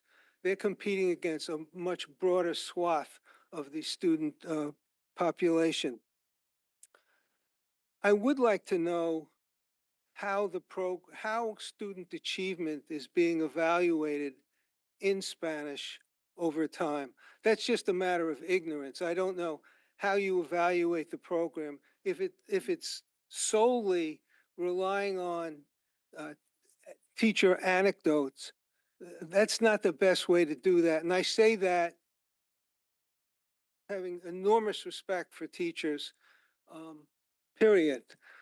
But I notice when you share information on the slides, there's quantitative information with respect to English language arts and math. I don't know if anything comparable exists for the Spanish program or the FLES program, foreign language, the elementary school program. If not, there ought to be a reasonable and practical way of evaluating student progress, and there ought to be a reasonable and practical way of evaluating the program. If not, we're not doing all we can to support good practice. Just a couple of other things. And I know at the high school level, you do that. You carefully track how many students have earn AP in Spanish and other world languages. There's something called, I'm sure you're aware of, a certificate of biliteracy. You track that. That's important. We ought to track at the elementary school how our students are achieving. Just a couple of other things. Teaching world language at the elementary level is one of those areas where research intersects with lived experience. All of us know of someone who was raised in a home where at least one parent or both spoke a world language. Our kids who don't ought to have the same benefit that they do. I have a granddaughter who lives in Southern California. My daughter-in-law, her mother, is from China. She's going to end up speaking English and Chinese. Our kids, that's by happenstance. Our educational system should yield the same kind of results. Just a couple of other things. My wife is Canadian. She grew up in Montreal. Her first language is English, but she can speak French. Why? Because in her elementary school, there was an earnest effort to teach French. It was important as a minority population in the city and in Quebec to know French. My relatives up there are bilingual. I don't want to cast any aspersions on my relatives, but they're not any smarter than we are. Trust me. And finally, two other things. One is I'm a little perplexed by the size of the district being an issue. There are advantages to larger school systems. I'm used to, for a number of years in Connecticut, I worked in small districts, and people complained because you didn't have opportunities of scale, and it was difficult. So I don't understand why the size of the Fairfield Public Schools, which really isn't a very large district, it's certainly large as compared to local school districts, although next door is a district of 20,000 students in Bridgeport. But that perplexes me. Eric, can I ask you to start to wrap it up, please? I'm Sure. sorry. It's 10 o'clock. Look, I'm used to that as well. Okay. Well, you're a principal. You're used to telling people to wrap it up. Yeah, well, so the final thing I would say is the board chair, I think, framed it well. He said, this is what we're doing. You may not like what we're doing. I maybe phrase it a little differently. I have a different perspective, and I hope that going forward, you really, really take it seriously, and it becomes a point of passion to make our district a lighthouse district when it comes to teaching world language, and to give our children benefits that they deserve. I can honestly tell you the real estate community will not disagree with that. If you were to start a magnet school where kids would be bilingual. The biggest problem you would have would be parents who were calling you up wanting to participate in that school. So again, I hope it becomes something that you really work towards. I thank you for the time. 10 o'clock at night. And tomorrow morning, when you go to the grocery store, someone like me is going to come up to you and say, "Oh, I'm glad I bumped into you." So thank you very much. No stories about Nick? Later. Oh, later. He said later, Nick. Gentlemen, I remember that. I agree. He is a gentleman.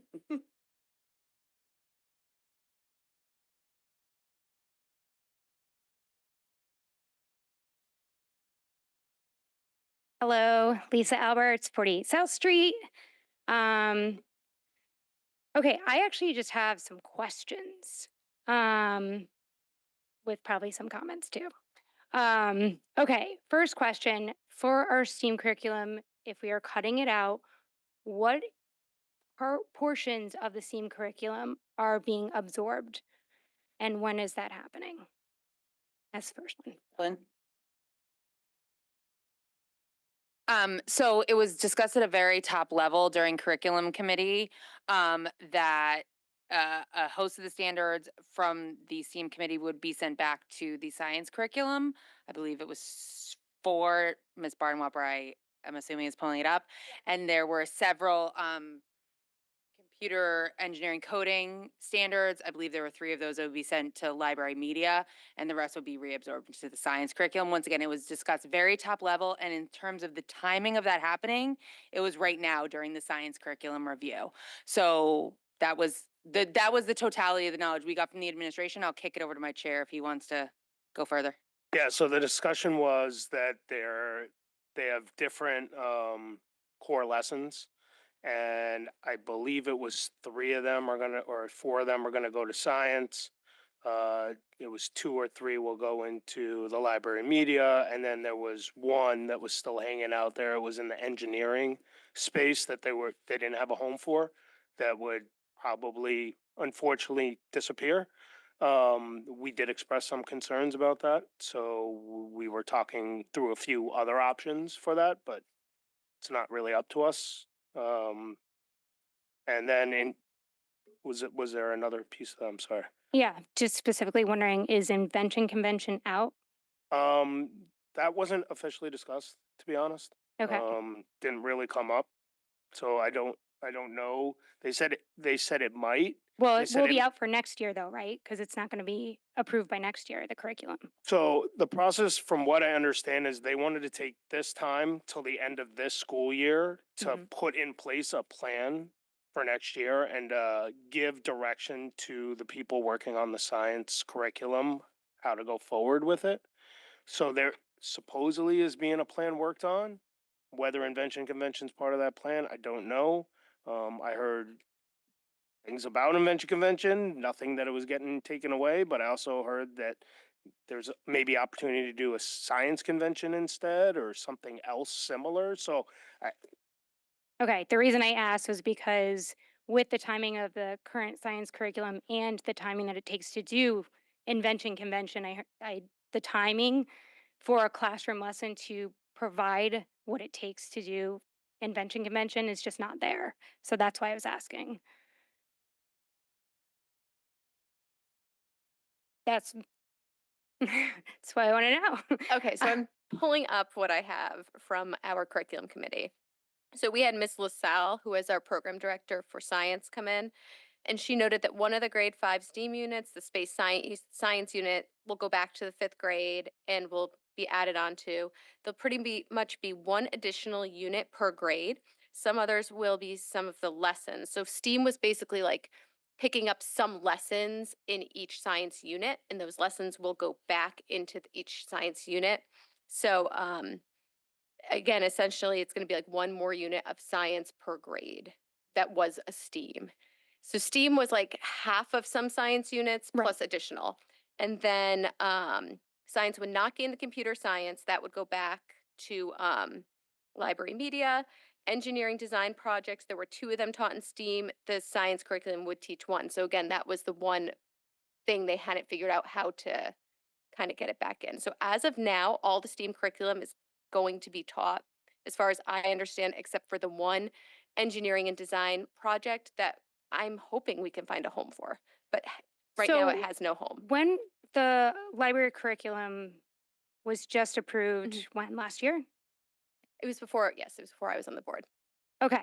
And so now we're going to rework that again to include the coding? How long does that take? Kind of yes, kind of no. They already do some of it supposedly, so it was kind of being taught in STEAM and in library media, so they're just going to make the library media piece more robust, or at least that's what we were being told. Okay. I And can't- they have again, I can't time speak for them. to add that to their curriculum level? I am being told that, yes, that they met with them when they were discussing all of this and that their department felt comfortable with it. Okay. And they also said they previously taught them. So library media used to own those objectives. That's what we were previously, like, yeah, yes. Yes, I believe one of the committee members was a former library media teacher or had experience and said that they used to teach them before STEAM. Okay. Yeah, but the curriculum is very different from then. So time-wise, yeah, I'd be interested to see how that would work. And the same with science. I mean, right now we're talking about, everybody's been talking about core minutes and how there's not enough time. So now you're adding another unit into this time. So I'm just curious how that's going to look and when we are going to see that, because as of right now, I mean, we're in March. They're not going to rework a science curriculum before fall of next year. No, it's going to be the next year that the full science curriculum comes Okay, out. so it's for- safe to say that there will be no incorporations of the engineering portion There of will be a STEAM. plan put in place for next year, and they are working on that while we work on the new science curriculum. Okay, when will we see that? I don't know. It's whenever they're ready to tell everyone about it. But like I said, they met with the principals. I believe it was last week or the week before to discuss all the changes. One of the ideas that were floated were to possibly have helpers, whether it came from the STEAM department or not. People might be coming around helping teach these things. So maybe a few STEAM teachers. I don't know what it will look like. Again, we can't speak for like the staffing they do and how they implement things. That's not really our purview, but I was told that they are working on it. Jason. Yeah, and respecting your questions, which are good ones. I do think it's important to note that we've been talking about curriculum reviews and cycles. There is no board approved curriculum for STEAM. There never was. STEAM was added years back, and they are going by standards and they are going by programs, but that is not a curriculum that was or is coming before us. But now, with future curriculum reviews that we're talking about, we will be seeing the specifics on those. So I wanted to make that point that we've had this program, and somehow, for so many years that I've been on the board, we take curriculum as one of our obviously core duties as boards members and board and what our statutory responsibilities are. But this is not something that we have spent the proper time or curriculum development on. Okay, next question / comment. Okay, so as you all know, because I spoke last time, I have subbed in every elementary school in our district. I love subbing in our schools. Every school is different, and I love each and every one of them. Morning meeting. So you are looking at extending the time and having kids go to the cafeteria for breakfast.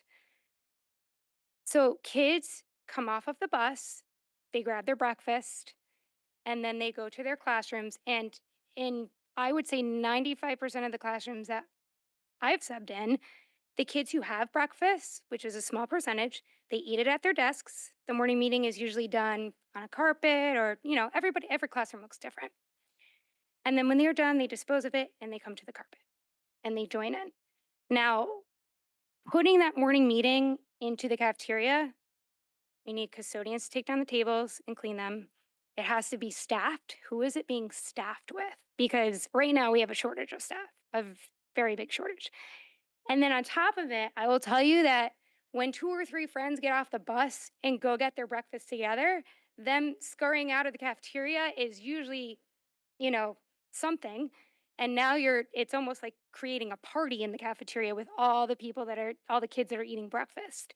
So the transition of them moving to the classroom together or getting them out of the cafeteria, that's concerning to me. I think you're almost losing minutes there where you can just keep it as is and keep the timing and use those minutes elsewhere. So I think this comes under the realm a little bit of it's not right for us to selectively trust our staff. This was the idea that came to us. This was not a board proposal of how to conduct that. Staff said that's what they wanted. In the survey, one of my fellow board members referenced, they said we need a longer morning meeting. They said it very emphatically.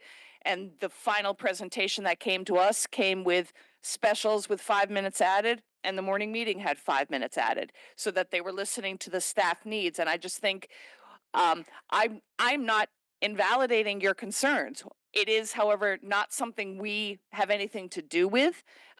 They said they wanted more minutes. Needed more minutes. And they said that the cleanup process in the classroom was also troublesome, that they wanted it in the cafeteria. And far as supervision, keep in mind that at that hour of the morning, and I don't know who is going to be staffing it. I do know that specials teachers are not assigned at that point in time, and they do have some time in their schedule. I'm not advocating for that, but I also know it's not my purview. But how that is organized, requested by staff, again, that's where I just have a problem with, we want to trust our teachers, administration. Well, then we have to trust them. They asked for this, they're going to make it happen. I could see that in like kindergarten, maybe first grade, the cleaning issue and all. But I also think, as far as the time, having more time is probably because a lot of kids come in late. I mean, it's astonishing how many kids come in late. And I don't know, not always from breakfast. Just a thought. Other thoughts are on our shortened days. So we take time from our instructional minutes on our shortened days and not our non-instructional minutes. Right, recess, lunch, snack, they all stay the same on our shortened days, but all of our instructional minutes, we take time away from that, right? So is there a state law or anything against that where we cannot touch recess, lunch, and snack so that they have to be that amount on our shortened days also? So the lunch is required because the teachers also have to get a mandated 30 minutes. We can't touch that. I personally would advocate strenuously against touching recess. It kills me that we even cut 5 minutes from it to make this current schedule work. I still appreciate it that that's 5 more minutes than my kids ever had. But look, and I'll give you the next question. I don't know if you were going to do it. I'll try to predict it. What do we do on those days when we have speakers come? What do we do if we have a field trip? And I guess what I'm going to come back to the answer I gave a few minutes ago, which is our administration makes it work. It's not going to be, they can predict most of these early dismissals. They know a field trip is coming. They know a special speaker is coming in. But they make the adjustment, but the lunch can't be touched. I wouldn't want them to touch the recess. We need the transition time. I don't see how they could change the pattern for the kids, for example, of adjusting the morning meeting. And so then, yes, that leaves you with the instructional time, but I'm not sure what else they could do. But with the assemblies and field trips, aren't those considered instructional minutes? The assemblies? Well, no, I'm just talking about non-instructional minutes because we're trying to find minutes, right? Right. So where would you think that they could pull it from? I'm just saying on a shortened day, when you're getting out, however, an hour and a half early, shortened recess, just that amount of time. I mean, if it's gonna get me 15 more minutes in art a year, I'll take it. You know what I mean? Or in a 6-day rotation, I'll take it. That's just a personal, but I mean, something to look into. I mean, especially during winter months when they're inside and they're not even going outside. Well, they're inside too much. Well, Sorry, that's what I'm what I saying. said. So like, Is this something that, is this something the committee could look at? And then maybe you Yep. could communicate directly so we can let other people, we still have people. So I'm going to say that I think that was the answer. She's going to come to your committee or she's going to write to you. And we're going to allow the next person to come up to have an opportunity to speak. Thank you. By the way, thank you for subbing. We've been in desperate need for subs for years, so applause to that.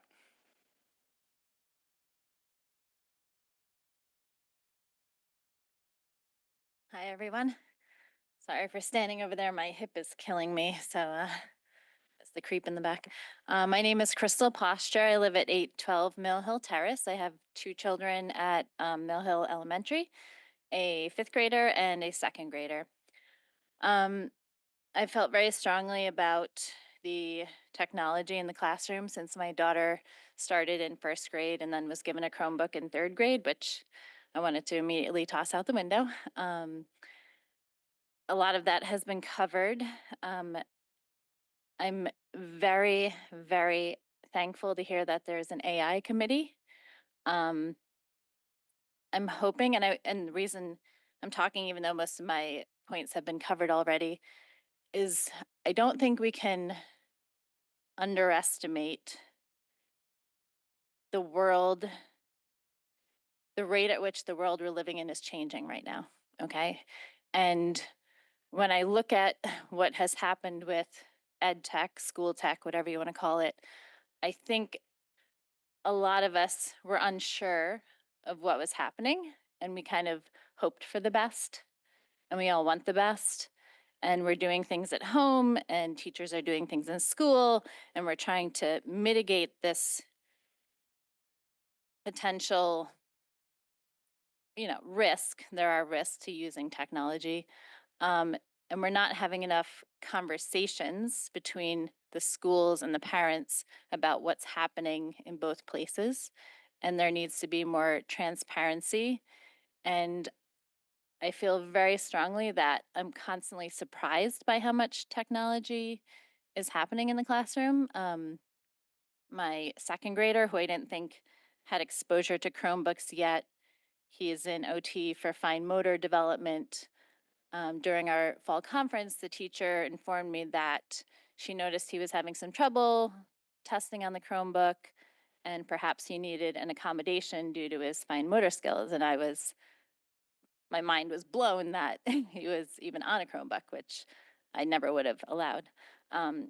So back to my point, I think that what we're doing now by potentially having a technology audit, which is not just interesting, but imperative from my point of view, and I think most parents' point of view, is kind of like looking back and trying to solve a problem that went on or has been going on for too long. And I think AI is not just an issue with kids writing in high school that we're starting to look at and understand. I think that needs to be one of the main topics that are being studied across our schools because my daughter just finished the 5th grade invention convention and kids are using it to create logos for their projects. My daughter drew a logo and then didn't use it because she felt that hers wasn't good enough compared to the other kids who are using ChatGPT or whatever it was. So this is already in our classrooms. I work in finance, and today we had a conference call with one of the largest PE firms in New York City who was discussing that, layoffs are happening already, mostly white collar. You talked about algebra testing in college. That may be obsolete in 10 years. These core curriculum hours that we're so worried about, math, writing, I think are extremely important, but the world is already changing. I don't know how much kids are going to be doing algebra in 10 years. So out of that phone call, what I gathered is the world is changing faster than we can possibly understand. So trying to do everything in our power to preserve the learning and the the specials that engage all of the child and what makes us human, and that we're able to communicate with other humans through Spanish, through shared loves of art and music. Like, that is what we need to be focused on now and not in 3 years like we did with Chromebooks. We don't need to be trying to play catch up on this, because it's terrifying as a parent to be on a phone call where I'm hearing how companies are going to be saving $100 to $150 trillion in a couple years by replacing humans with AI. And I know you said that humans will never be replaced by AI in the classroom. I hope you're right. But it could easily happen because it will save money. And at the end of the day, the budget is what drives a lot of our education. So it's late. This really went in a different direction than I expected the night to go. And I'm so grateful for all of your perspectives, your time. You obviously have different viewpoints, and I think that's beautiful. But we are, I feel, fighting a battle against companies that are making billions and trillions of dollars potentially off our children. And that's the battle we're fighting tonight. And we all want what's best for them. I just ask you to look forward more than we're looking back, especially with regard to AI, because it's going to change the world faster than we know. So that's all I have to say. Thank you, guys.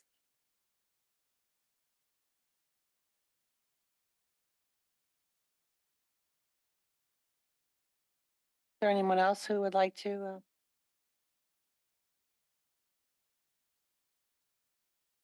Good evening. Greg Bosch, 470 Jackman. I want to thank Lisa for all the questions she asked about STEAM. And I have kind of been jotting down some as you've talked with other members of the public tonight. I have no motivation other than just trying to create a clear record and make sure that we can all understand.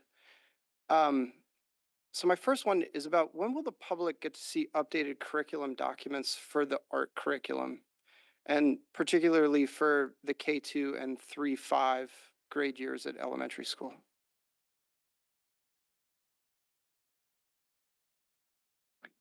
We don't know. Okay. So I want to remind veteran members of the board and new members that have joined since that back in January of 2021, there was a proposal by then Superintendent Mike Cummings to reduce art by 10 minutes. The idea during the pandemic, because this was really at the height of the pandemic, was to be able to reduce FTE in the art category a little bit in order to purchase more social workers. Thank you. And so this is January 19th, 2021. I went back and watched the meeting on it. The questions immediately from the board at the time was, what does this do to the art curriculum? If we're removing minutes, then there must be something that is being reduced.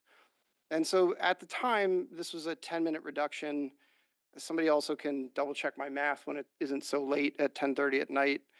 My son, who's about to be a 5th grader, is looking at a 35% reduction in his art curriculum for next year. And I guess I press on this point, not to be a difficult member of the public, but because I think that if everybody understood what art will look like next year, then they could appreciate the trade-off that is being made and then place their own value on it. So I'll pause there because I see Mr. Krasnoff with his hand up. So correct me if I'm wrong, but when the extra minutes were added to art, the 30 minutes, the curriculum did not change.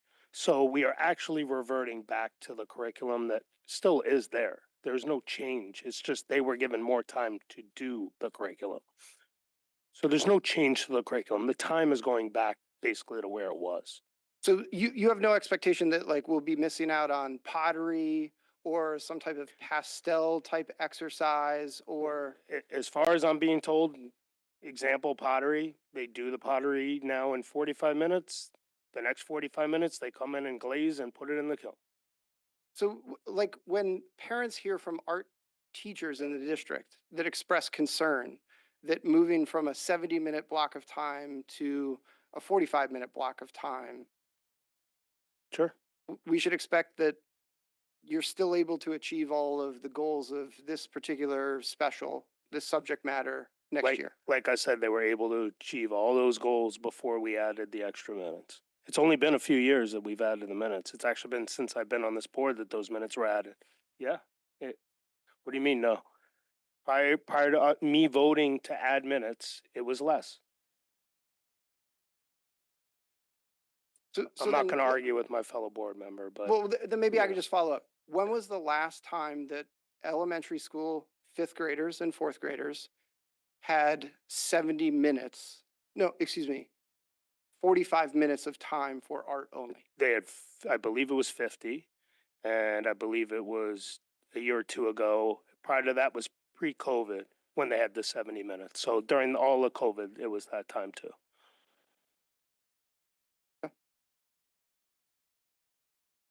So again, I can't speak for staff. Maybe they want to change or add stuff, but they were able to do it with similar minutes in the past.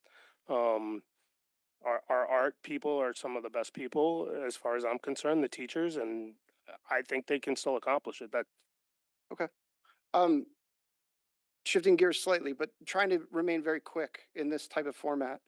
How does the health curriculum fit into the newly proposed elementary school schedule? Well, I'll just jump on it first. That was actually one of the questions I had asked about the formation of the schedule. It made sense to me that in a 6-day cycle, I know that already on the day that they have the two specials, they're going to pull those 45 minutes from the ELA time. To me, it made sense that if that's on, let's just say hypothetically day 6, that on day 5, there should be a 20-minute carve out from something exactly for that. So I don't recall that curriculum committee had a definitive answer on that yet in terms of what is the placeholder for that. Obviously, I believe it will be taught, but I don't think the board has an answer to that yet. Okay. You know, there's a lot of us that have sat in the audience trying to like compare drafts that have been circulated and total up minutes, and it's like this mathematical nightmare.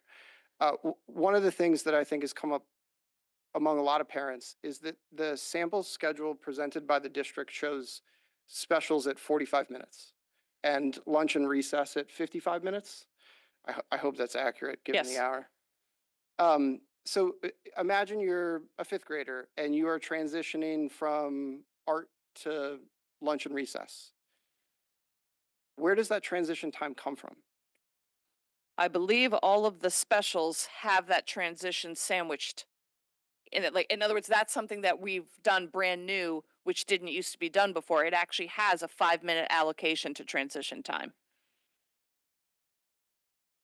And Mrs. Bardenwerper will tell me if I am incorrect about that. But I believe that it was on those, that it was an actual 5-minute allocation there.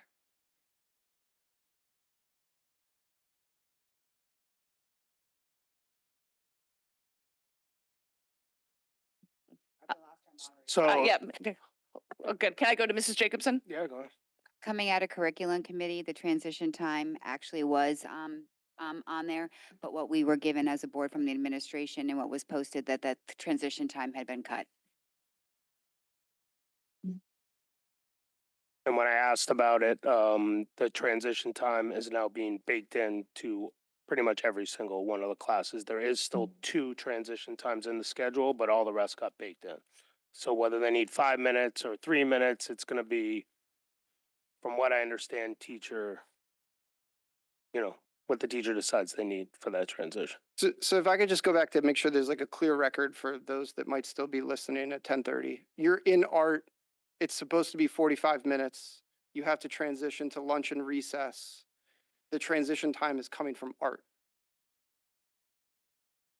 I don't know the answer to that I wouldn't want to speak to that and memorialize it. I am not positive.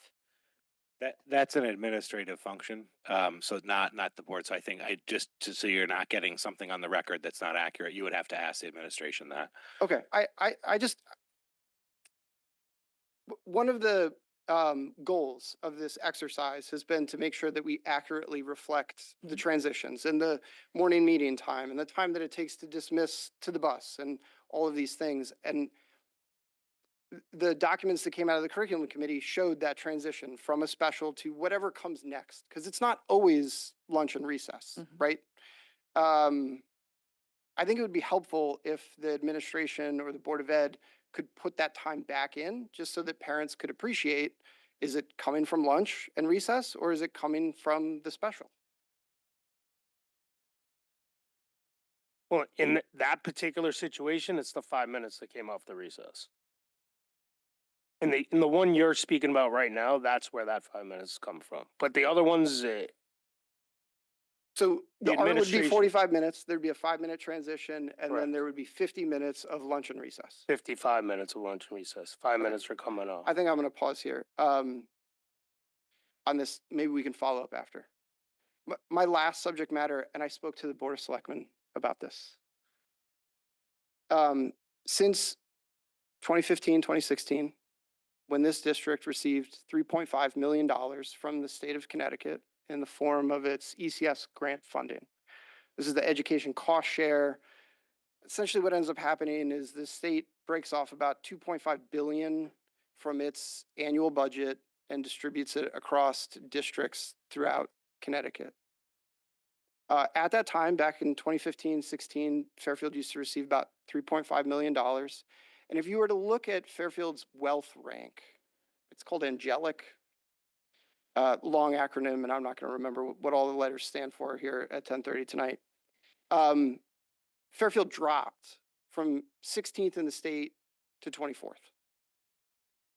Over that same period of time, our funding from the state has dropped from 3.5 million to only 1 million. $350 per student down to only $100 per student. That's a significant hit when you're trying to fund any educational program, including some proposals that have been met here tonight with disagreement from some about just adding some time to the day. So if we take the 3.5 million and actually index it to inflation, again, back 2015, 16, and move it forward, this is time value of money, maybe something that you'd learn in STEAM class, probably not. You'd end up with about $4.5 million today that would come into Fairfield to be spent on education. And so I guess my last question here tonight is the Board of Education willing to advocate at the state level for increased funding from Ned Lamont and our legislative representatives? I know that they've been looking for help on this, that there's bills in the state legislature on this. And I'm a little bit worried that what will end up happening in the end is that only enough money will be placed to fund the poorest districts in the state of Connecticut. They absolutely deserve it, but not enough to also help Fairfield. And so I'm interested in your thoughts on how we advocate not only as a community, but also as elective leaders up in Hartford for increased education funding. I can only, we take action as a body of 9. We've done that before on other things. We wrote a letter collectively to, in regards to our POCD. I know I can speak for myself in this moment. I would happily sign with capital letters onto any kind of, well, not any kind of statement. I would have to see the statement first and we would have to go over it. But I would happily join with this board to advocate for better funding from our state legislature. That's just one. Not just elected boards. It's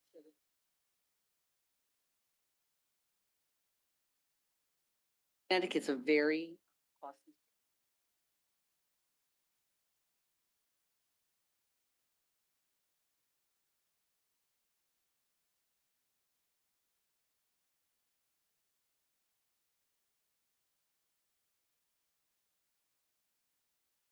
I agree. So, there's that. Frankly, Hartford, New Haven.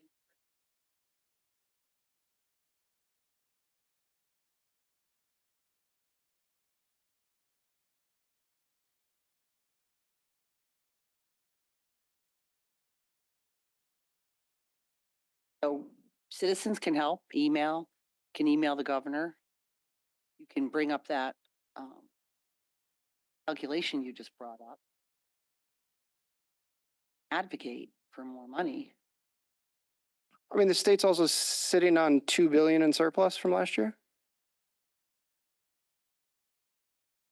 Fairfield also had But they're also trying, 10 they're also million? trying to fund, healthcare cuts and changes and all these other, now they want to lower the gas tax. That's gonna eat up some of that surplus. And Sure. Fairfield also had about 10 million in surplus last year. I think so, maybe.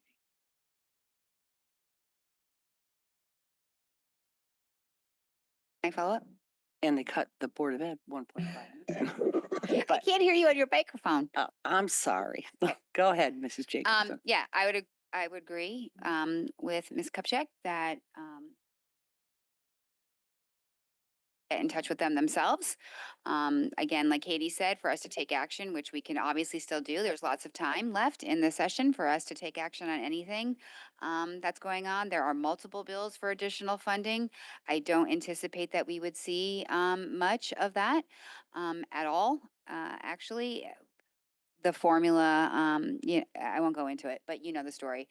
But we could absolutely do that, but in the meantime, as individual board members as well, but it's not only just more additional funding, it is also stopping any unfunded mandates that are not included for the 26-27 school year. And I could tell you that there are several of those proposal out there.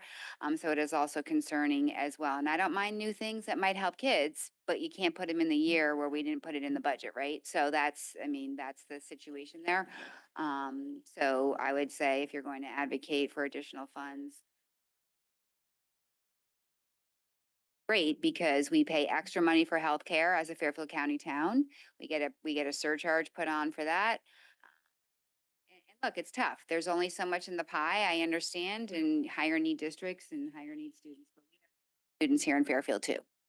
So when we talk additional supports or WIN block and interventionists, the people that are specialists in those areas are well welcome, as well as the mental health area realm that were mentioned earlier tonight. So there is no shortage of need of additional talent that we could use. So hard to always put those things into the budget book and get them passed through other town bodies. And I will say, look, most town bodies have been really good.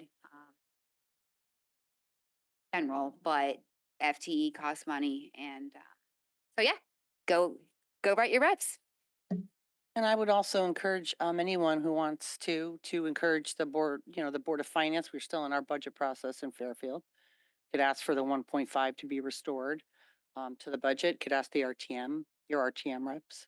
I mean, that's money. That's real money. RTM can't add though, only, right? No, you're right. They cannot add. So you'll have It's to. 10:30. I'm not double checking And the you. Board of Finance I'm just is making still sure the record's meeting. clear. They meet a lot, so you still have an opportunity. You're right. They can add. Yeah, if there's anybody from the Board of Finance that's listening, I hope you fully fund the Board of Ed budget this year. It's I very highly doubt they're important. listening. My final comment here is just that a lot of the pushback to ideas that have been presented tonight sometimes takes the form of, but that costs more money. Adding minutes to the day, increasing para support, reducing class sizes. And as somebody who's tried to study Fairfield's budget ever since my kids entered the school system, I absolutely appreciate those concerns, but that's all on the expense side. And I would really appreciate it if we could have more robust discussions about how to raise revenue for our district. This comes up during budget year every year, and then it gets set aside. And examples of that include state funding. And I think Fairfield should advocate, if we're truly invested in education, then even our state income tax dollars should have at least some avenue to come back to our town and be spent productively here for education. So thank you all for your time tonight.